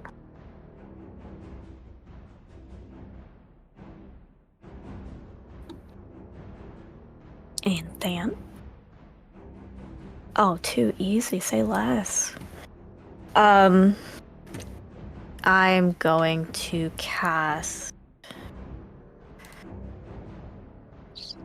Seraph Hall on him. This might be overkill, but we're gonna be sure. I want to ask you a question first. Go on. So if someone is on fire, like effectively on fire, and you go to touch them, would you also catch on fire? I would say you Ask get the burned. wizard I kidnapped. Rough. I would say you get burned. Okay. Second question. Can I just, as a free action, end my spell? Which spell? If I were to cast a spell, could I just end it? Yeah, absolutely. And can I end it out of turn order? Depending on the situation. Situationally, I would allow such things. We're gonna go for it. So I'm gonna cast Seraph Hall. What is the defense for this Seraph Hall? Dodge or block. I'm gonna put all Dodge 3 or luck into block? it. Yes. No, that's Anya, sorry. It is dodge. Dodge. All 3 luck. That was almost a 10. That's 29 plus 3 32. is 32. Cersei, unfortunately, spells do not crit. Unless they are physical matter. We'll detail Seraph Hall, because he's... The That's a snake 32. one, right? It creates a Compared number to of his- serpents. Sorry? 32 compared to his 26. What do you got for me? It creates a number of serpents from fire magic that swarm over a target. They are grappled and on fire until they make a dodge escape check versus your spellcasting roll of 32. Every round the target fails, the DC rises by 1. He's So on fucking fire. good. And then I'm Correct. gonna expend. Yes. Oh, can I please roll expanded magic to lessen the stamina cost? Absolutely. Hell yeah, Cersei. Oh no, that's okay. I'll use the succubus wand for this one. Barbecue Renwick. So let me calculate my stamina real quick.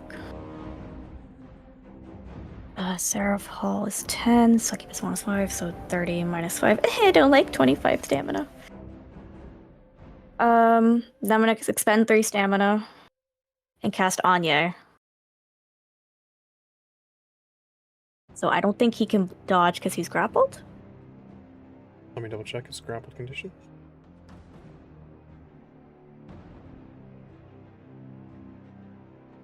Or at least his Alright. have a penalty. Yeah, let me see. 'Cause he's got. It doesn't tell me anything. Thank you, common rules. doc. Yeah, I just tried to look too, and it says grappling. It's grappled, pretty I much. will Grapple is amend grapple. this.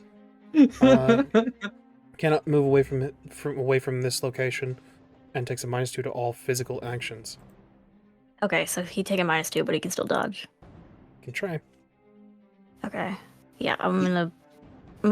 I just think he can't reposition because repositioning Yeah. requires movement. Yes. Okay. Level with me here, dice. Come on. Ass. What you got for me? 23.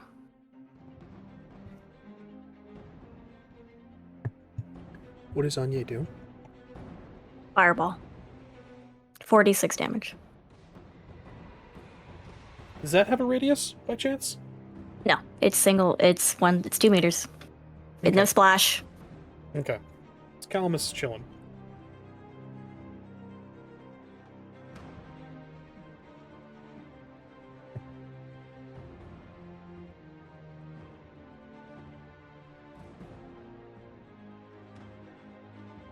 Roll me damage. I believe it's 46. He's already on fire, so I don't have to roll that. 5, 7, 9. Come on. 15. The fire hits Renwick, engulfing him in flames held by the snakes that are also made of flame. He shrieks out in pain, unable to move, unable to flee.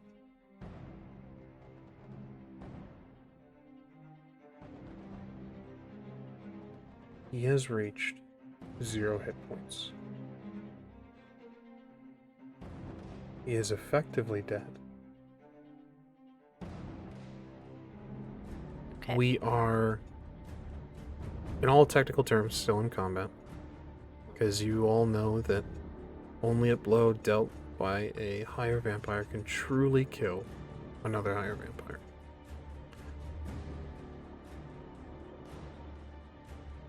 Full disclosure, because I take into account things like loyalty and courage and everything, the Brooks is seeing her master in such a state is definitely not going to want to stick around. It's up to you whether you want to allow her to leave. Ingrid doesn't care about her right now. I'm focusing my fire. I'll kill the monster. Go That's for fine. it. Relg will go with Nyoka to go kill the Bruxa because magic fire snakes are happening. That's fair. While he is grappled by the snakes, can Ingrid walk up to him and just shove Fate into him, pinning him to the ground? I need all of you to decide what you'd like to do.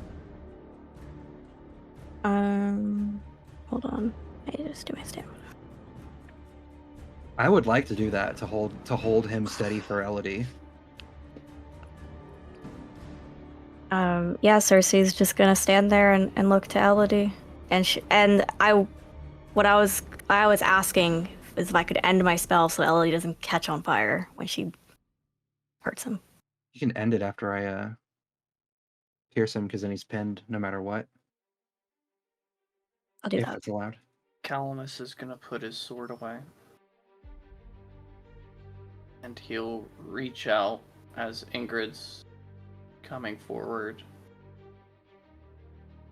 And just kind of reach out and put his hand over her hands at the base of the sword and reach over and grab one of Elodie's hands.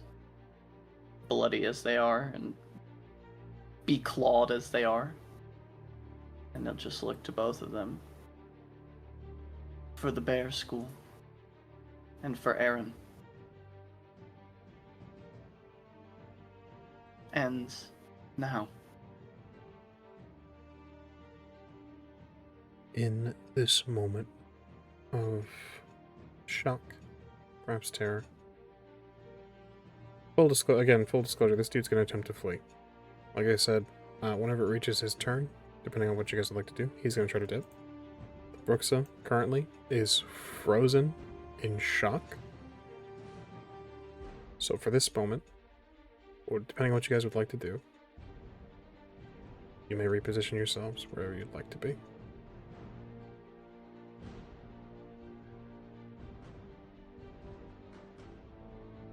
Cal's not gonna move. If he tries to run, Cal will take a shot.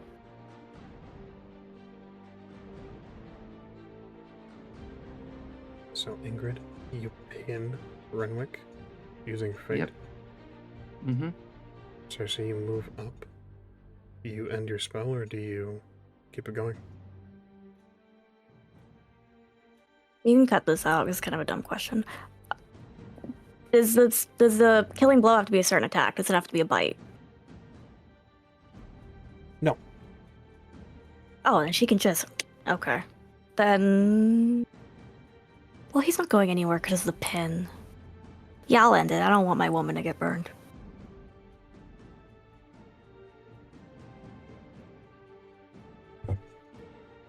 Relic, what is your intention? Rogue's intention is to make sure that no one's gonna go get back up. They might be fleeing for the time being, but Understood. it's best we Nyoka do. and Relg, this Brooks is the one that would be in danger of getting back up. So Nyoka and Relg, I'd like you to roll whatever attacks you would like. We're gonna deal with the mooks first. Yeah, touching the target or within the same block. And then what's the melee bonus for body? What is your body? 9. Is this a physical attack or are you using ranged? Physical. Okay. Full on the silvered knives. Understood. Let me check. 9, you said? That would be a +4 if your body's 9. Oh shit. Okay. So that's 5, 15, 25, 29. That's bonus damage, I should clarify. Oh, it's bonus damage, not to hit? Oh, Mhm. never mind. Take away the 4. So 29? 29. 25. 25. 25? 32. 32. Again, she's frozen in shock. This is Renwick. This is her lord, her liege lord. This is the higher vampire she's followed for who knows how long. Both of you roll me 2d6. 7. I swear 4. to God.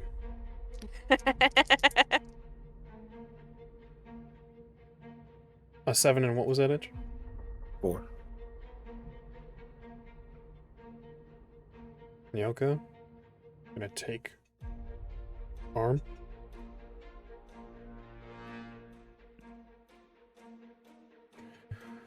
Relg. Septic shock.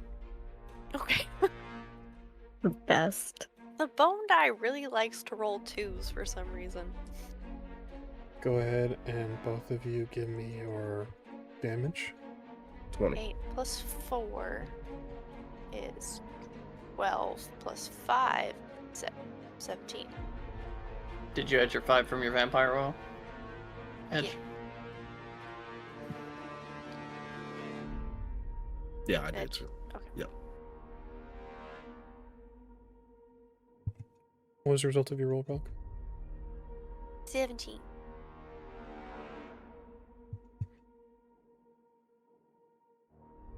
Dispatched quickly and cleanly. Relg and Yoka. In tandem. She doesn't make a sound as she passes. With the Brooksook gone, the man fleeing. Anyone want to do anything about him, or are you guys allowing him to run? I don't care about him. Free Does to he look choose like his he's own fleeing path. in terror or for backup? Pure raw fear. Yeah, if he's not going to go get backup, I am worried about it. If he had looked like he Renwick's- was going to go get backup, we're firing a warning shot directly into his skull. Fair. No witnesses. Renwick's No witnesses. Renwick's cries are heard. They begin in insults and obscenities, cursing all of you.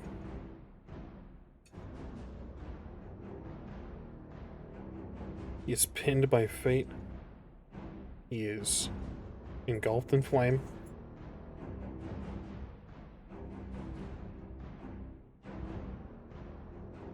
Elodie, you guys are urging to strike the killing blow.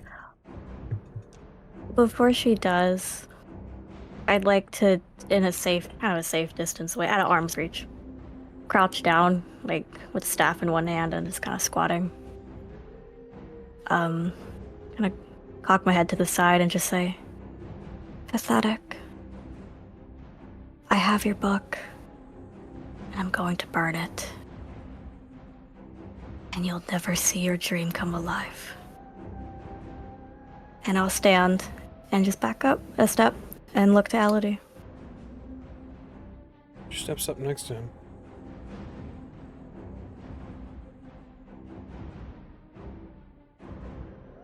Pinned, bleeding, on death's door, he looks to her, calls out for her help. Help me.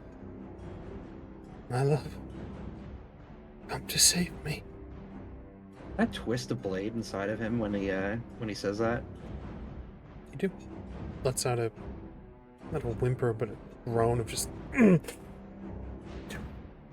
kill them. And then we can go home. Reaches a hand toward her. The result of Elodie's roll. There are tears in her eyes. She is hesitating.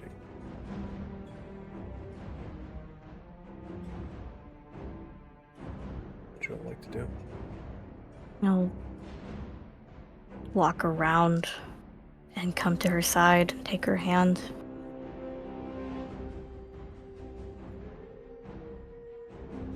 And squeeze it.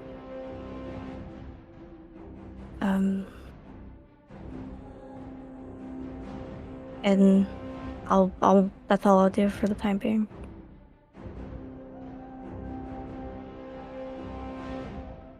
Anybody else? I'm just How long is the hesitation? Enough for Cersei to move to her from where she stands. Take her hand and urge her forward. I'm here. I'll make my way to the rest of the group.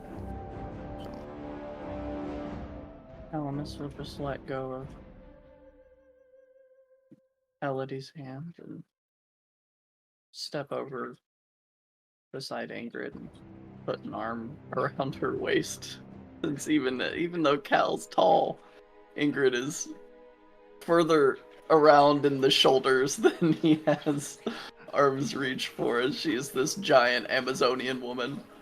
It's very obvious her focus is not, even with the touch, she doesn't even notice that you're there in that moment.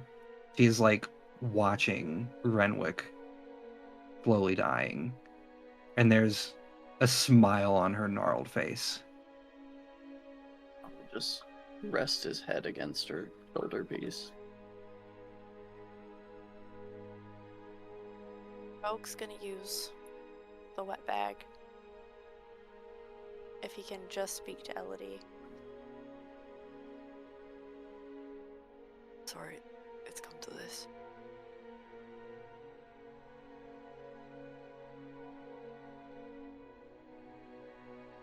You think what he said, and the look in his eye, it'd be a mercy? I know it's hard. You're the only one who could do it. Wish I could do it for you.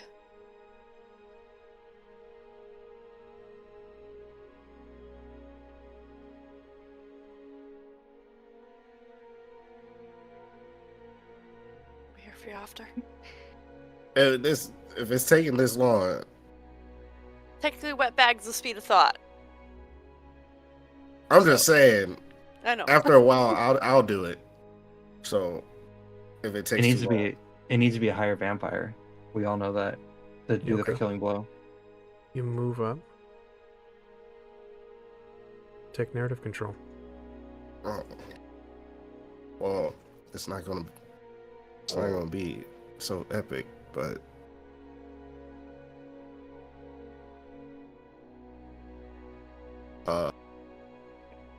I guess you'll see Nyoka nonchalantly walk up to the group, waiting for them to do it. And if they're not going to do it, then I'll activate. I don't know what it is called, but you'll see his covered hand just basically break out of the glove, long sharp talons, and then he'll just punch him in the face. You see Nyoka step up with Elodie's tears and hesitation. Nyoka's arm, the one that was taken from him, one that is now miraculously healed and returned, burst forth from the wrappings. Unveiled is a horrific blend, a terrifying elongation of the fingers into talons, a monstrous mutation. Nyoka steps up and shatters Renwick's skull, ending the cries.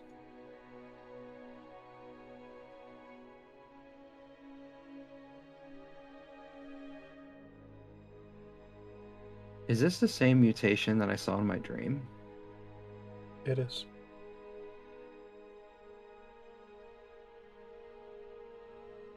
Ingrid just silently clocks that.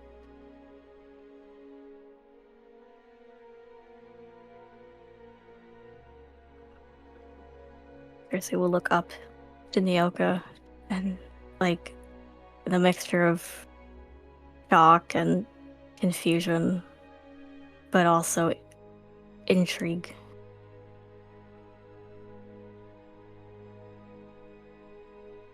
Is Renwick like fully slumped now? Is he like sliding down a blade?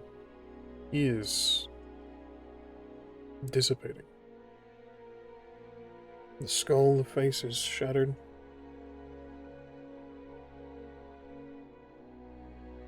He slumps forward on fate.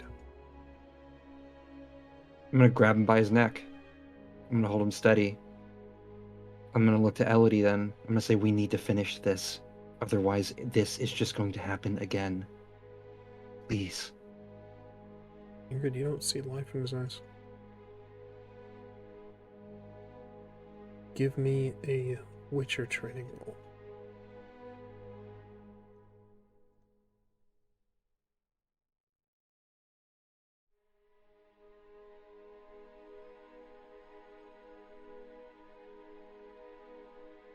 Can I make this roll as well? Yeah.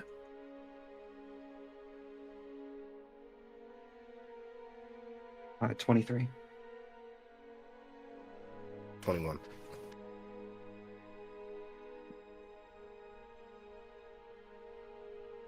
He is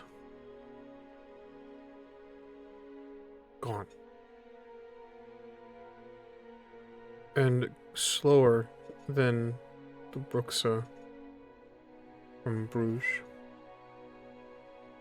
He is dissipating. He is not turning into a pile of sludge. Flakes of his skin are falling, dissipating into the wind. He's gone. Why did that work? He has been killed by a higher vampire. That is where we'll end Witcher Ways of Old, Season 1. Thank you all so much for joining us. Thank you all so much for being here. We have a lot to discuss. But before we get into that, we're going to go around the room, let everyone know who you are, who you've been, all the pertinent details about you. Let's begin with Calamus Acrobs. Hi, everybody. I'm Avery. I recently underwent a social media change. I'm at Avery DuBois on all of the social media platforms. I'm a community ambassador right here on the Rolling Nomads. You can find me in Berlin Bloodlines playing Unsere gnädige Herr Edgar Waite. You can also find me as the storyteller for Transylvania Beckons, which all 10 episodes of Season 1 are up on our YouTube channel. And this evening, I have been the Lion of Cintra, Lloyd Bowen. Excellent. Thank you so much for being here. Cersei. Hi, I'm Luna, or Druid by Night on all the things, including here on Twitch. You can find me in Berlin Bloodlines as Imogen Lamia. You can find me in Transylvania Beckons as Rosalind, the First Tremere Prince, as well as Theodora Winters on Are We Dead Yet? Over on Huddy Von Schwan's YouTube. And I think that's everything I'm in. And tonight, I have been technically not the Slayer of one man, but I did drop him to 0. Cersei Abilene. So much for being here. Ingrid of Cintra. First of all, I'd count it. Hi, everybody. I am Azure, or simply Rachel. I'm the creative director here on the Rolling Nomads. You've seen me in many games, including Berlin Bloodlines as Maria Russellini, Transylvania Beckons as Prince Julian of Ullstadt.